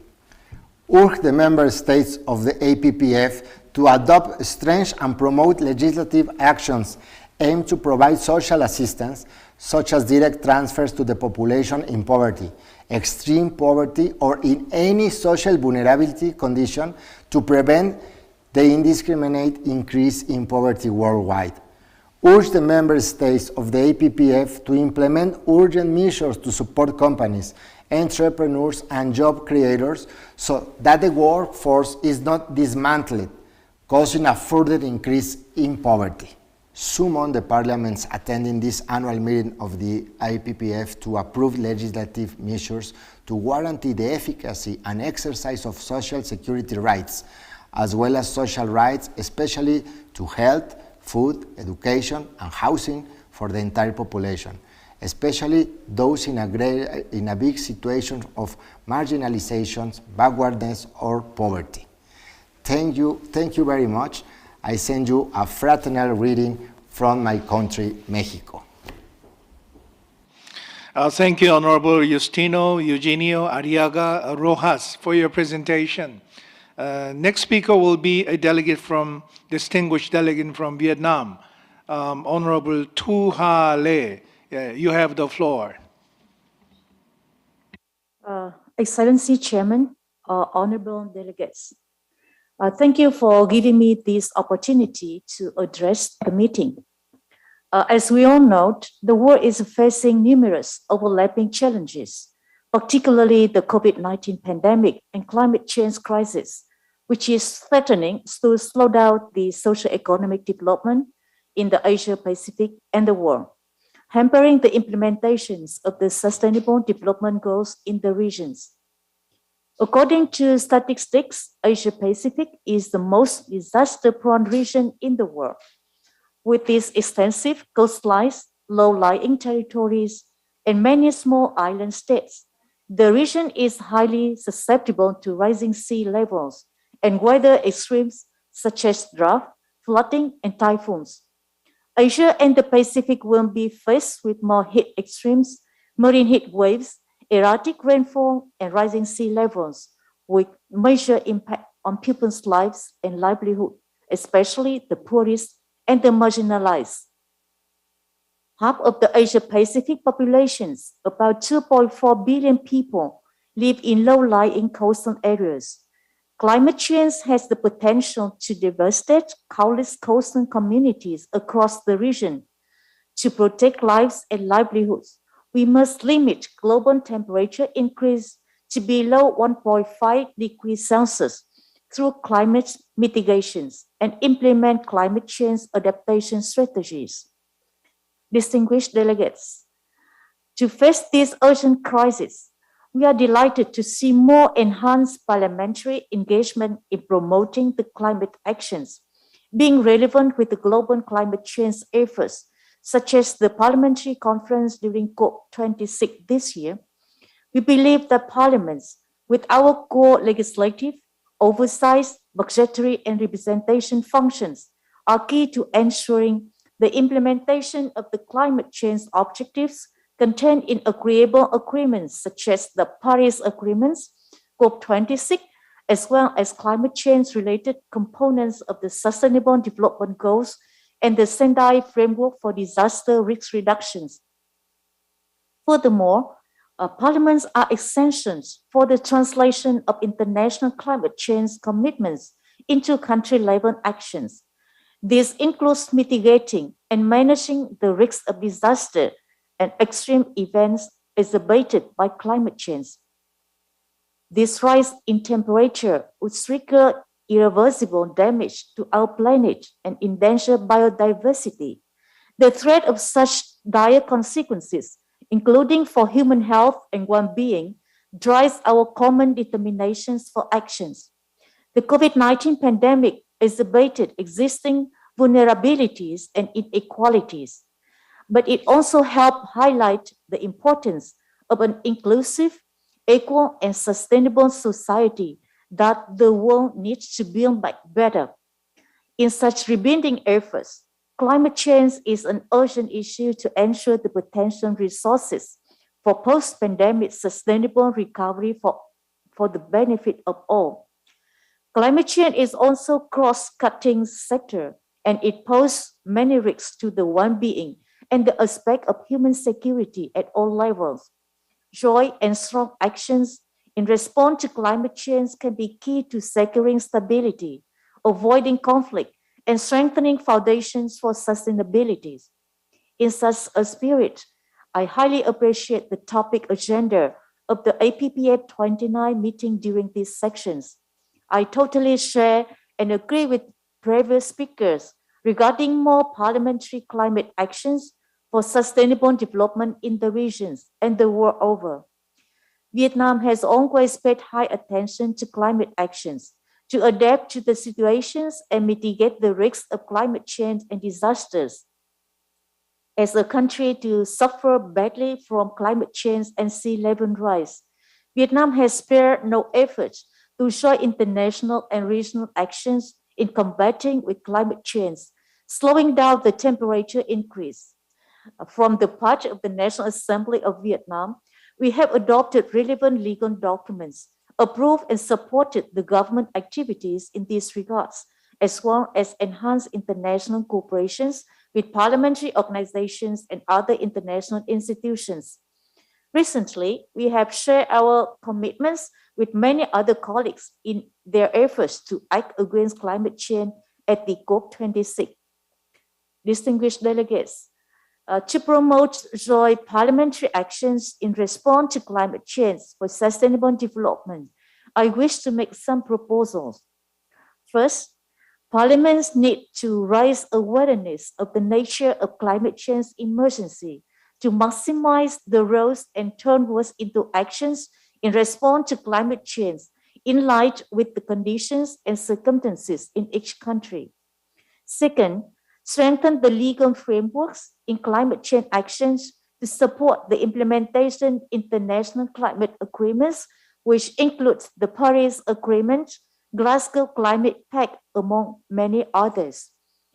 3. Parliaments launch more initiatives to encourage an all-of-society approach to comprehensively manage climate and disaster risks. Support and push the government mobilize financial resources to invest in clean technology, energy-saving projects. 4. Strengthen parliamentary dialogues and diplomacy. Parliamentary cooperations of the APPF through the IPU and other relevant parliamentary organizations to help raise awareness of the complexities of the interrelated challenges of climate and disaster risks and the need for urgent actions to address the serious impact on many of our communities now and in the years to come for the sustainable development. And finally, continue to share more good practice for undertaking climate impact assessment of all legislations as a matter of routine process or greater environmental accountability. Thank you for your attention. Thank you, Honorable Tu Hale, for your presentation. Next speaker will be a distinguished delegate from Indonesia, Honorable Linda Megawati. The floor is yours.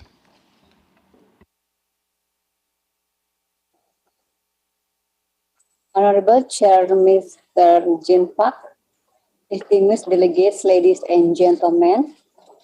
First and foremost, let the most believe that climate change is real.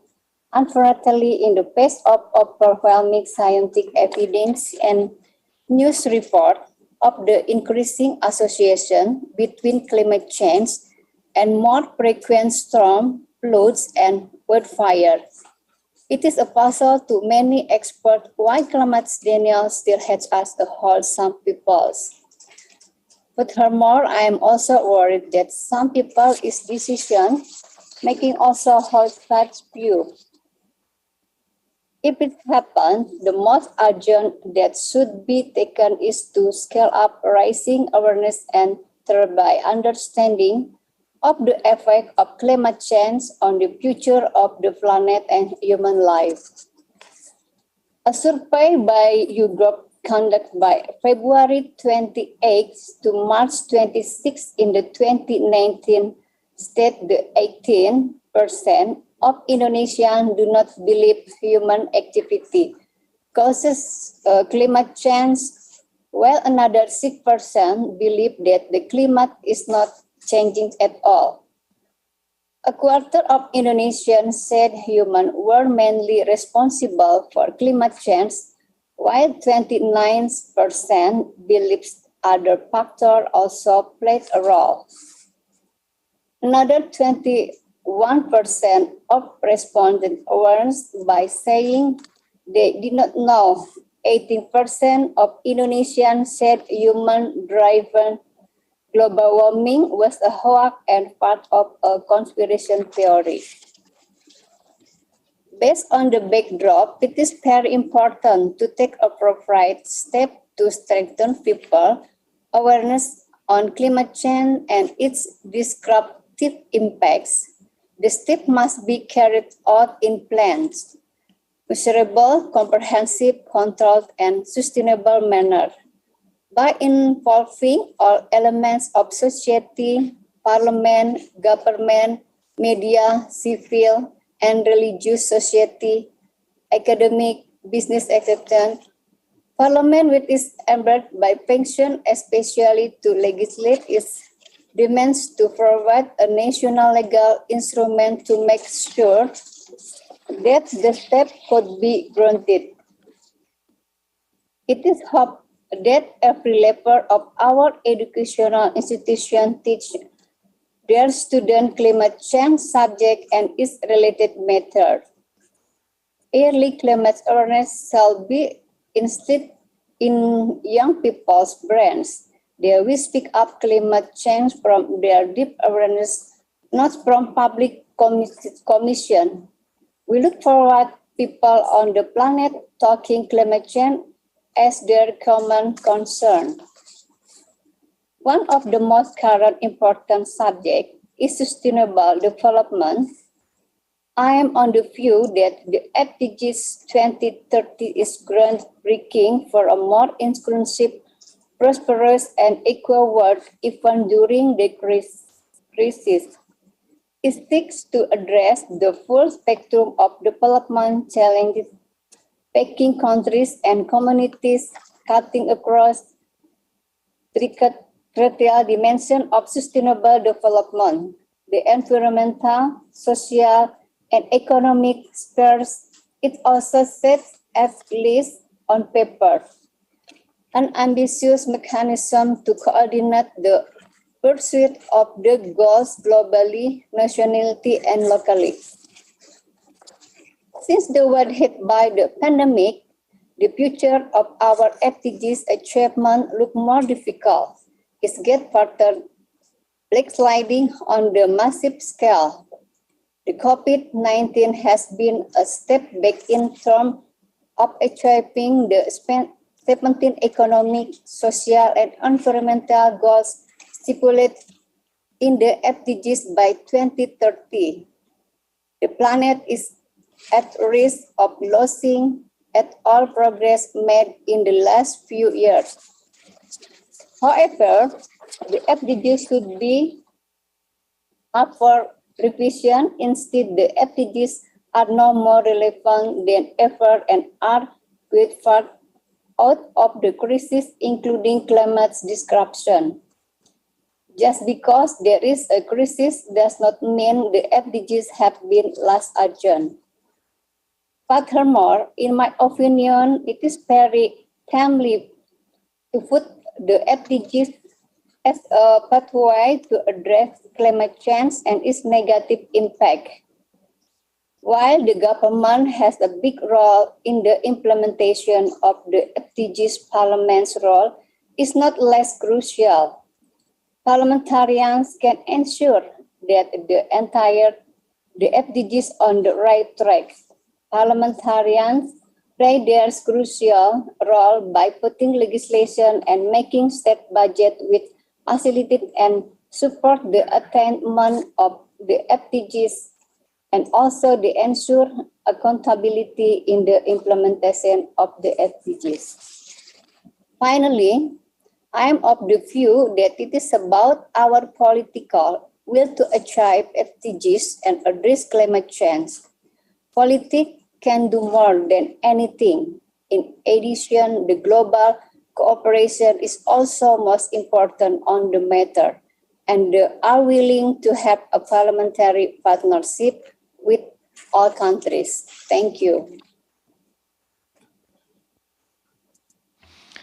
Thank you very much, Honorable Linda Megawati, for your suggestions to achieve sustainable development goals.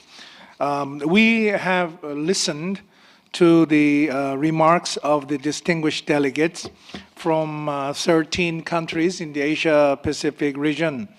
I would like to know if there are any delegates who would like to make additional remarks before I close the session.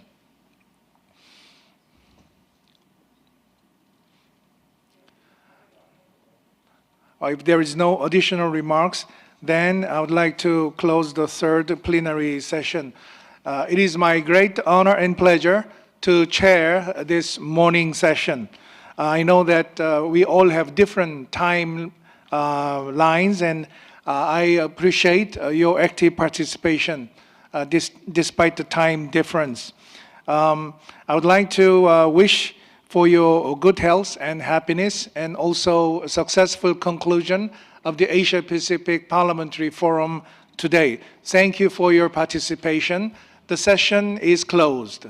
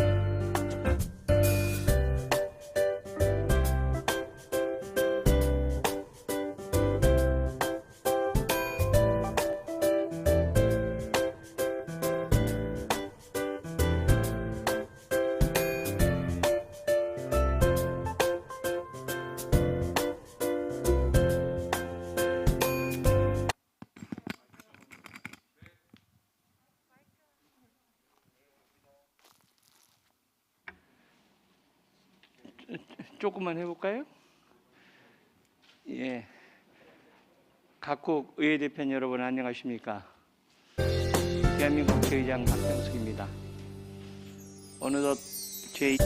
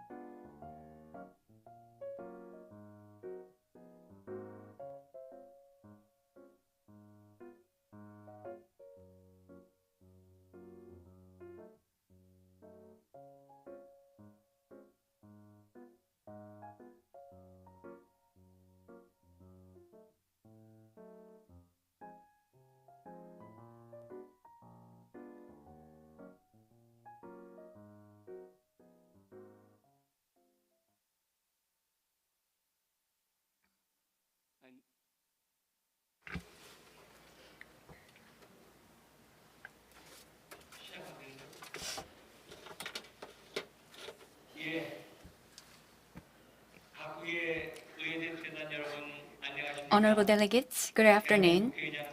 I'm Park Byung-seok, Speaker of the Korean National Assembly. Time flies, and we've come to the last session of the 29th APPF annual meeting. I express my deepest thanks to all honorable delegates for your contributions over the last 3 days. Now let us begin the last plenary session, or the fourth session. At this session, we're going to adopt outcome of our discussions to wrap up our annual meeting. And also we're going to announce the next host parliament. First, we're going to hear the outcome of the Executive Committee, Women Parliamentarians meeting, and the Drafting Committee meeting, which discussed draft resolutions and joint communique. And then let us adopt the draft resolutions and joint communique announce the next host country, and then we're going to close the meeting. Now, let me report you on the outcome of the Executive Committee meeting. The first agenda item was the amendment of the APPF Rules of Procedure. Based on the resolution on the role of the APPF President adopted by the 28th Annual Meeting last year, the Executive Committee has continued discussions on the role of the President and resourcing arrangement of our forum. And as a result, on November 10th this year, a virtual executive committee was convened by President Tony Smith, and the revision of the rules of procedure was agreed. The Korean National Assembly has shared the amendment proposal with all member countries. I express my regret that Russia wasn't able to attend the executive meeting on November 10. Nevertheless, our Russian colleagues graciously agreed with what was discussed at the meeting in writing, so I sincerely thank our Russian delegates for exerting the outstanding spirit of solidarity. Now let me brief you on the new rules of procedures. First, all provisions regarding the honorary president and president are deleted, and the chair of the annual meeting will take the role. If there will be no president, there will be no permanent secretariat or annual fee. In other words, we're going to continue with current arrangements where host parliament is responsible for arrangements and cost-bearing for the hosted annual meeting. The chair of the annual meeting shall serve from the conclusion of previous meeting to the conclusion of the hosted meeting. And the host parliament of the previous meeting will join the executive committee to share their experiences to ensure the continuity and stability in the operation of the APPF. Second, the term of office for an executive committee member used to be set by a specific month, which is April. And the executive committee agreed to set it by the conclusion of an annual meeting to reflect possible change in the date of annual meetings. Third, to incorporate gender-inclusive language, the word chairman has been changed to chair. For more details, you can refer to the amendments to the rules of procedure, which has been distributed in advance. The second agenda item was the approval of reports on the implementation of previous resolutions. According to Article 32 of the Rules of Procedures, Republic of Korea, Canada, Indonesia, Japan, and Russia submitted implementation reports, which the Executive Committee approved. The third agenda item was the appointment of new executive members in each sub-region. In Northeast Asia, Russia will be succeeded by Japan. In Southeast Asia, Laos by Vietnam. In Oceania, Fiji will be succeeded by New Zealand. In the Americas, Canada agreed to have its term of office extended. The fourth agenda item was a decision on the next host country. The Executive Committee agreed to support the generous offer of Thailand to host the 30th annual meeting. Last agenda item was the full membership of Brunei Darussalam. In September 2020, Brunei Darussalam made a formal application for a full membership. Brunei Darussalam has been attending the annual meeting as an observer from the very beginning of our organization in 1993. Given this fact, the Executive Committee agreed to support the full membership of Brunei Darussalam. This concludes my report on the results of the Executive Committee. I now propose that the plenary approves the results. Regarding a revised rules of procedures, implementation reports, new executive committee members, selection of the next host country, and full membership of Brunei Darussalam. Does the plenary approve what the executive committee agreed? Do you all approve what we have agreed?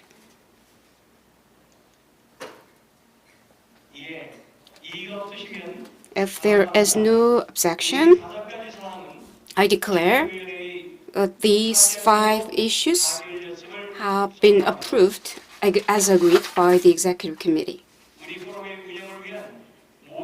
I would like to thank all member countries and executive committee members for your efforts and devotion for our esteemed organization. I now invite Honorable Nik Afimi Abdul Hadi, Head of Delegation of Brunei Darussalam, to make her remarks to mark the full membership of Brunei Darussalam. Bismillahirrahmanirrahim. Assalamualaikum warahmatullahi wabarakatuh, and a very good afternoon. Annyeong haseyo, Your Excellency, Mr. Park Byung-sung, Chair of the 29th APPF, Excellency, Speakers of Member Parliaments, Honorable Delegates, ladies and gentlemen. First and foremost, I would like to convey the greetings from our Honorable Speaker of the Legislative Council of Brunei Darussalam to all esteemed delegates present virtually today at this meeting. He expresses his apologies for not being able to be present today, and please allow me to then deliver the acceptance speech on his behalf. Let me begin by expressing our deepest appreciation to the members of the Executive Committee and our esteemed APPF colleagues for your kind consideration and full support to welcome Brunei Darussalam as a full member of this significant organization, the Asia-Pacific Parliamentary Forum. Your Excellency Chair, Brunei Darussalam's involvement with APPF was dated back since it was first established in 1993 by the late His Excellency Mr. Yasuhiro Nakasone, where we also have been honored to be part of the Tokyo Declaration signed in January 1993. Since then, Brunei Darussalam as an observer has been continuously welcome to attend the annual APPF meeting, and we strived our best to fulfill the invitations extended to us. Nevertheless, throughout the years, we have witnessed tremendous work and achievement by the APPF since its inception on the 14th of January 1993 in Tokyo, Japan. Recalling back, since we attended the APPF for the last 28 years, it has indeed been a turning point for Brunei Darussalam and indeed the high time for the Legislative Council of Brunei Darussalam to embark together on this journey with our fellow APPF member countries in enhancing regional dialogue and cooperation. Your Excellency Chair, regional cooperation has never been more crucial, especially at these times of crises. We are highly confident that APPF is one of the most effective avenues to discuss and exchange key policy options and our best practices. Hence, we are coordinated, inclusive, and united in our approach in addressing important matters of mutual interest and concerns. Brunei Darussalam would like to share our successful deliberation in hosting the privileged meetings virtually on the 4th ASEAN Interparliamentary Assembly Advisory Council on Dangerous Drugs, IPACOT, and also the 42nd General Assembly of IPA earlier this year. The meetings have reached consensus on the resolutions presented in responding to the contemporary changes in our ASEAN region. At this historical moment, Brunei Darussalam would like to assure our highest commitment and dedication to be an active participant in discussions in the array of topics of common concern, and we will effectively contribute to this region's peace, stability, and prosperity. We hope that through APPF, we would be able to strengthen our existing ties and relationship with parliamentary institutions in the Asia-Pacific region. Once again, Brunei Darussalam is honored for your kind consideration and support for us as a full member as we work together side by side and strive to realize our common goals and objectives. Today is only the beginning of a great future ahead. In this opportunity, Brunei Darussalam's delegation would like to also extend sincerest appreciation and gratitude to the Honourable Tony Smith MP, former Speaker of the House of Representatives of Australia and the former President of APPF, for his kind involvement towards the admission of the Legislative Council of Brunei as a full-fledged member to the Asia-Pacific Parliamentary Forum. To end my statement, please allow me to congratulate Your Excellency Chair and the National Assembly of the Republic of Korea for hosting the 29th APPF, and under your able leadership, we are all able to conclude the meeting with yet more successful achievements. Kamsahamnida, and I hand it back to you, Honourable Chair. Thank you. 예. Thank you very much. We wholeheartedly welcome Brunei Darussalam as a full member of the APPF. Let me now invite Honorable Nam In-soon, Chair of the Meeting of Women Parliamentarians, to report on the outcome of the meeting.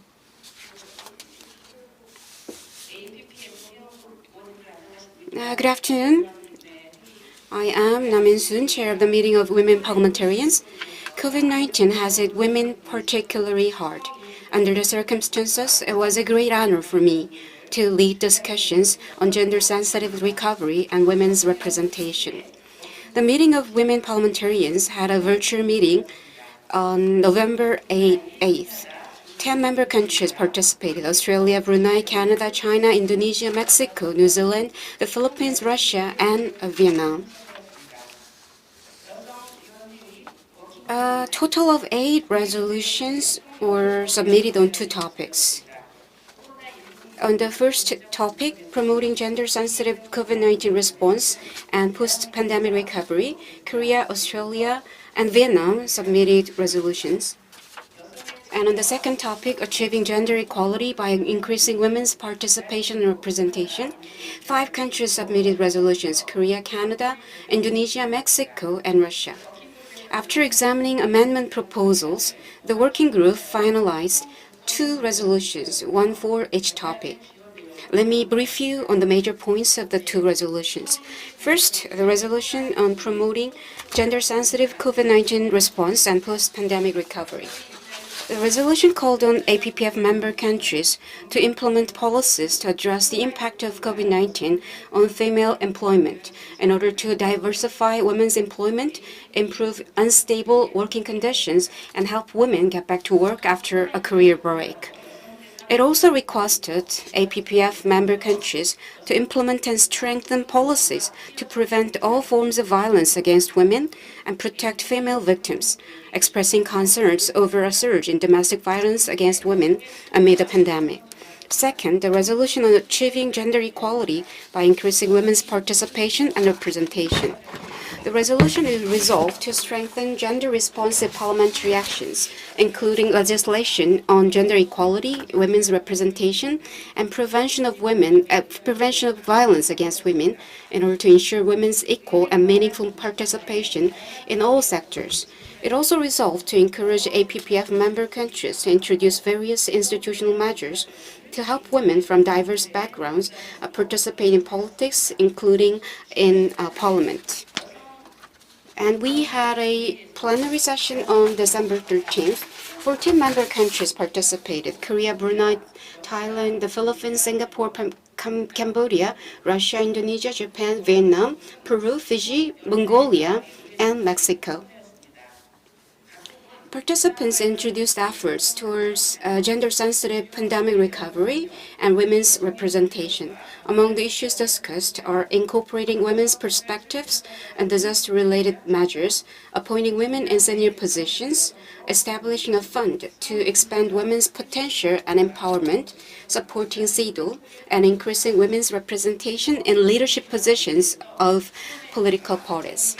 Our working group and plenary discussions helped us recognize greater challenges facing women due to COVID-19. I hope that we will join forces to overcome the pandemic and move together toward a more gender-equal society. This concludes my report on the outcomes of the meeting of women parliamentarians. I deeply appreciate the contribution of all participants. Thank you, Representative Nam In-soon, for your leadership and hard work as chair of the Women Parliamentarians meeting. Now, I'll give the floor to Representative Hong Ik-pyo for the report on the outcome of the draft committee meeting.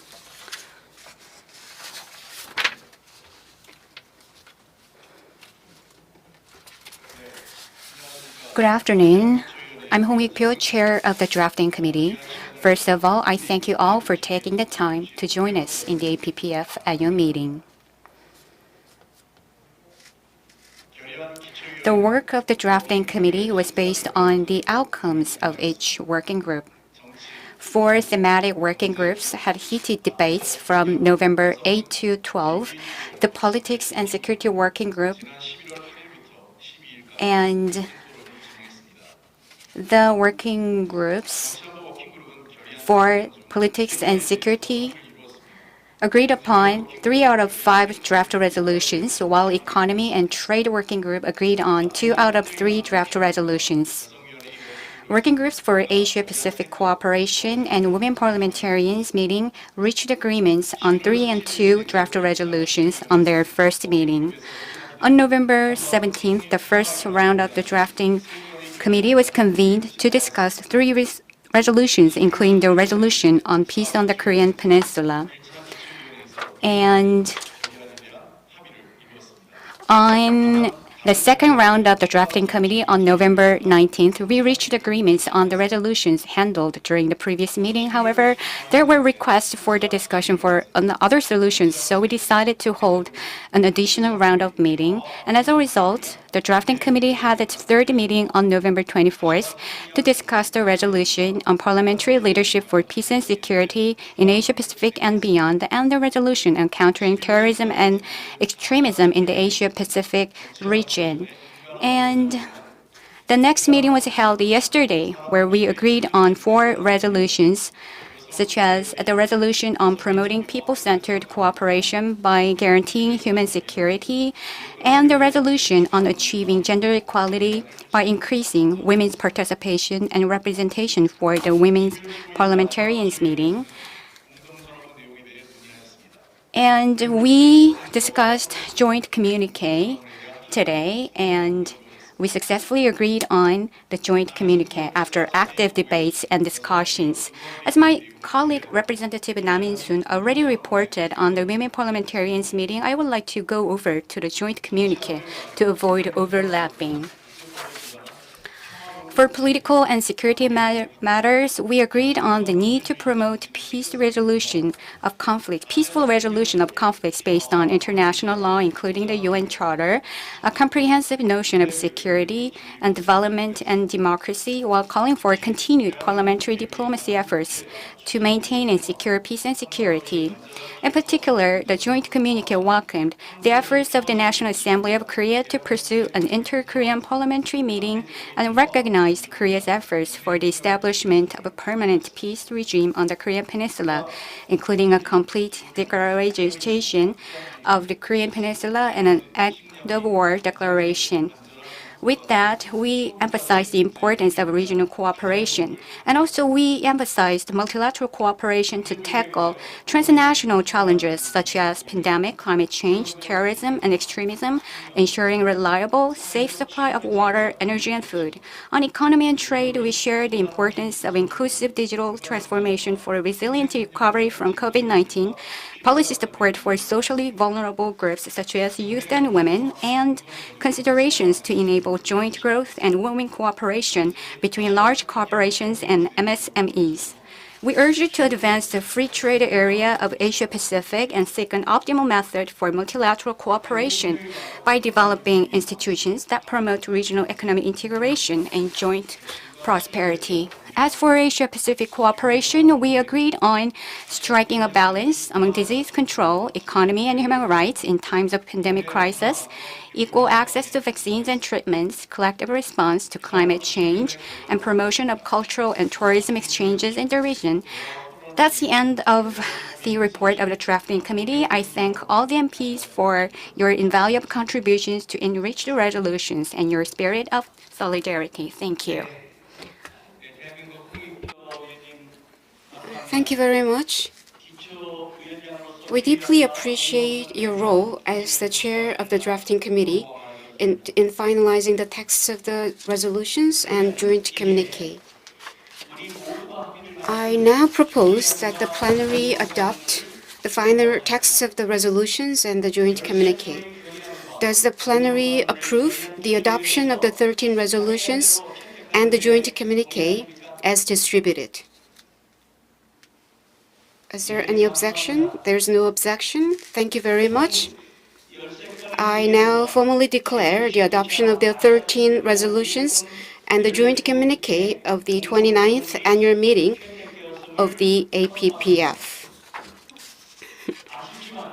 It is regrettable that we cannot sign. Let us give ourselves a pat on the back, on the shoulders, on the back. Give a big round of applause. It is regrettable that we cannot sign the joint communiqué in person, so the Secretariat will collect the scanned signatures of all heads of delegation and affix them to the final document before circulating. Next, let me present the next host country. I am absolutely delighted to announce the next host country of the APPF, a nation to take the lead in promoting communication and cooperation in the region. I declare the Kingdom of Thailand as the host of the 30th annual meeting of the APPF.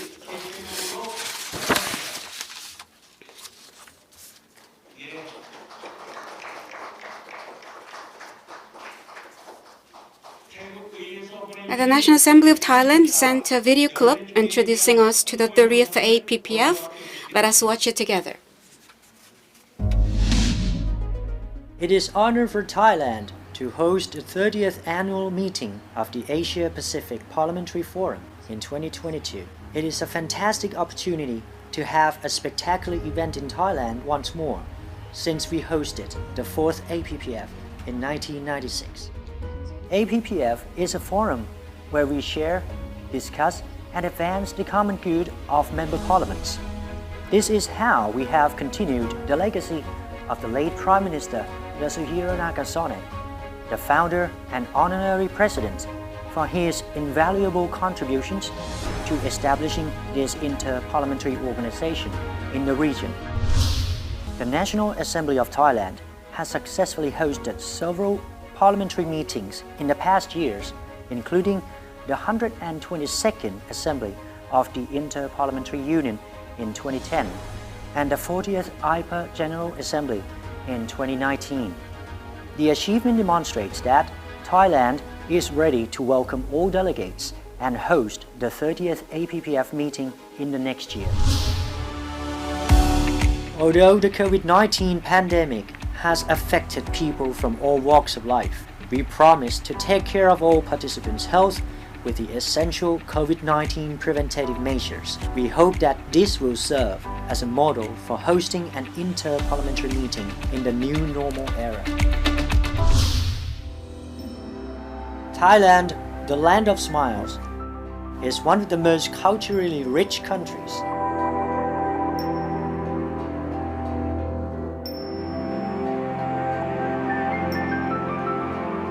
We have a vast history that is deeply embedded in our traditions and society dating back hundreds of years.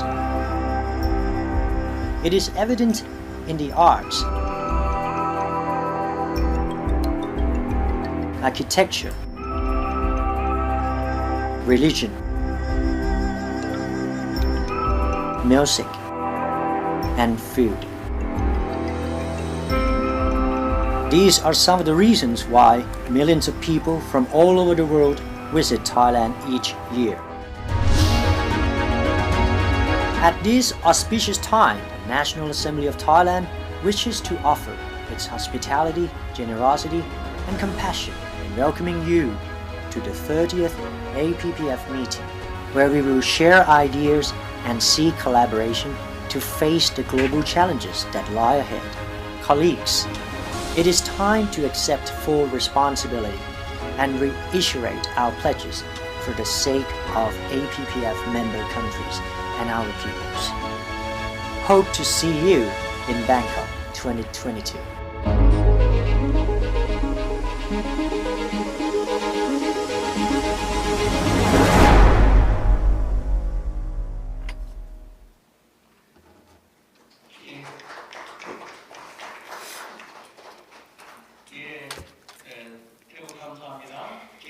Thank you very much. I wish all the best to our next host. I hope that we can achieve fruitful outcomes at APPF 30th. Now let me invite His Excellency Chuan Lekpai, Chair of the 30th Annual Meeting of the APPF, to give his acceptance speech.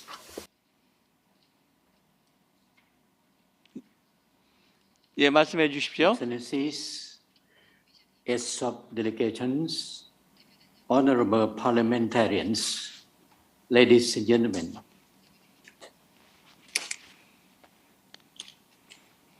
On behalf of the National Assembly of Thailand, it is my pleasure and honor to assume the presidency of the 30th Asia Pacific Parliamentary Forum, or APPF.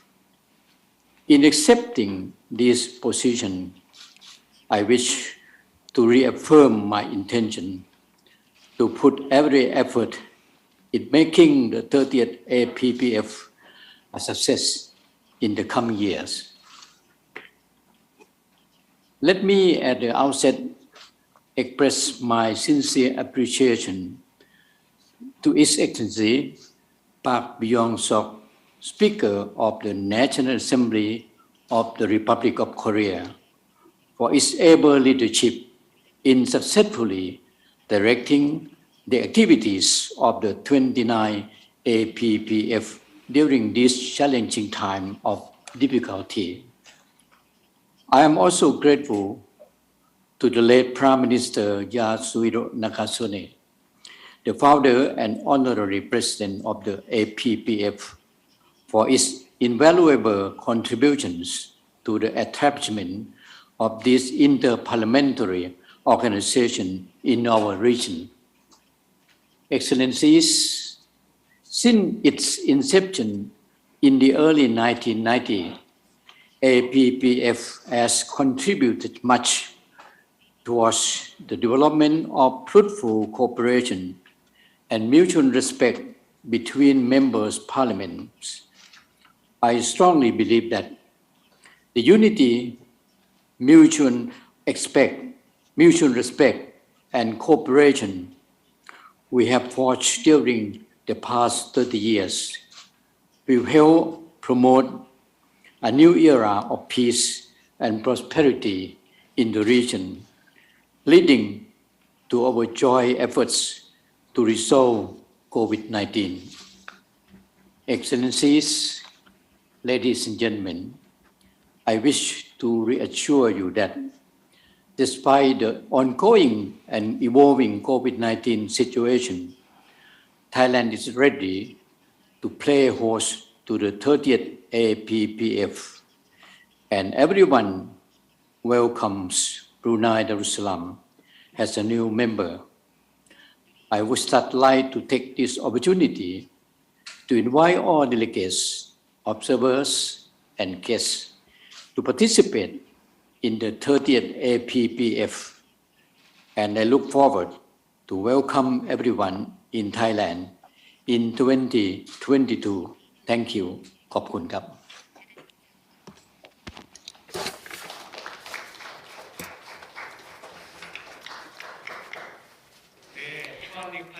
Thank you, Mr. Speaker of Thailand. I wish you all the best in your future works as chair of the APPF annual meeting. And I would like to note that in the session 2 yesterday, Honorable Konstantin Kosachev, Deputy Speaker of the Russian Federation Council, expressed Russia's intention to host the 31st APPF annual meeting. Let me inform you that the host of the 31st APPF annual meeting will be approved at the 30th annual meeting in Thailand. I would like to express my sincere gratitude to our Russian delegates for proposing the hosting of the meeting at this critical time that requires strengthened parliamentary cooperation. Honorable delegates, the 29th APPF annual meeting hosted by the Korean National Assembly is nearing to an end after completing its 3-day program. Though we are gathered virtually, we have produced fruitful outcomes through in-depth discussions on pressing regional issues and ways to strengthen solidarity and cooperation for the post-COVID-19 era. Today, we have adopted a total of 13 resolutions, including the resolution on parliamentary leadership for peace and security in the Asia-Pacific and beyond. It is largely thanks to the contributions of 4 working groups and the drafting committee, which have held 8 rounds of meetings in advance to reach agreements on those resolutions. In particular, I would like to express my special thanks to honorable delegates for supporting the Republic of Korea's pursuit of inter-Korean parliamentary meeting, as well as an end-of-war declaration by adopting relevant resolutions. Dear colleagues, during this annual meeting, we have reaffirmed our commitment to promoting peace and economic partnership and strengthening cooperation and solidarity to overcome the pandemic crisis in our region. We expressed our opposition to the pursuit of individual countries' self-interest over the interest of the international community, while agreeing upon the promotion of regional economic integration and free trade. We also shared our belief in inclusive growth to protect the vulnerable and disadvantaged groups in our society. I hope that all of us will continue to work in our own parliaments to grow the seeds for the future we have sown in this meeting so that they can bear fruits. Next year, we're going to have the 30th annual meeting in Thailand. Along the years, our spirit of solidarity has grown stronger. Throughout this year's annual meeting, we have deepened mutual understanding and broadened our common perspectives. I look forward that we will be able to meet face-to-face at next year's annual meeting in Thailand. I wish you all good health and success in your future endeavors. With that, I now declare the 29th annual meeting of the APPF closed.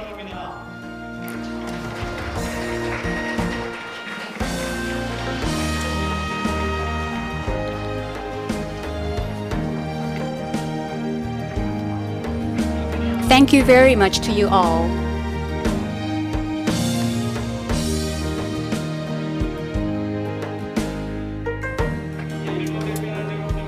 I can see Japanese delegates on the screen. Thank you very much. And I thank our Russian colleagues. Thank you for your cooperation. Thank you.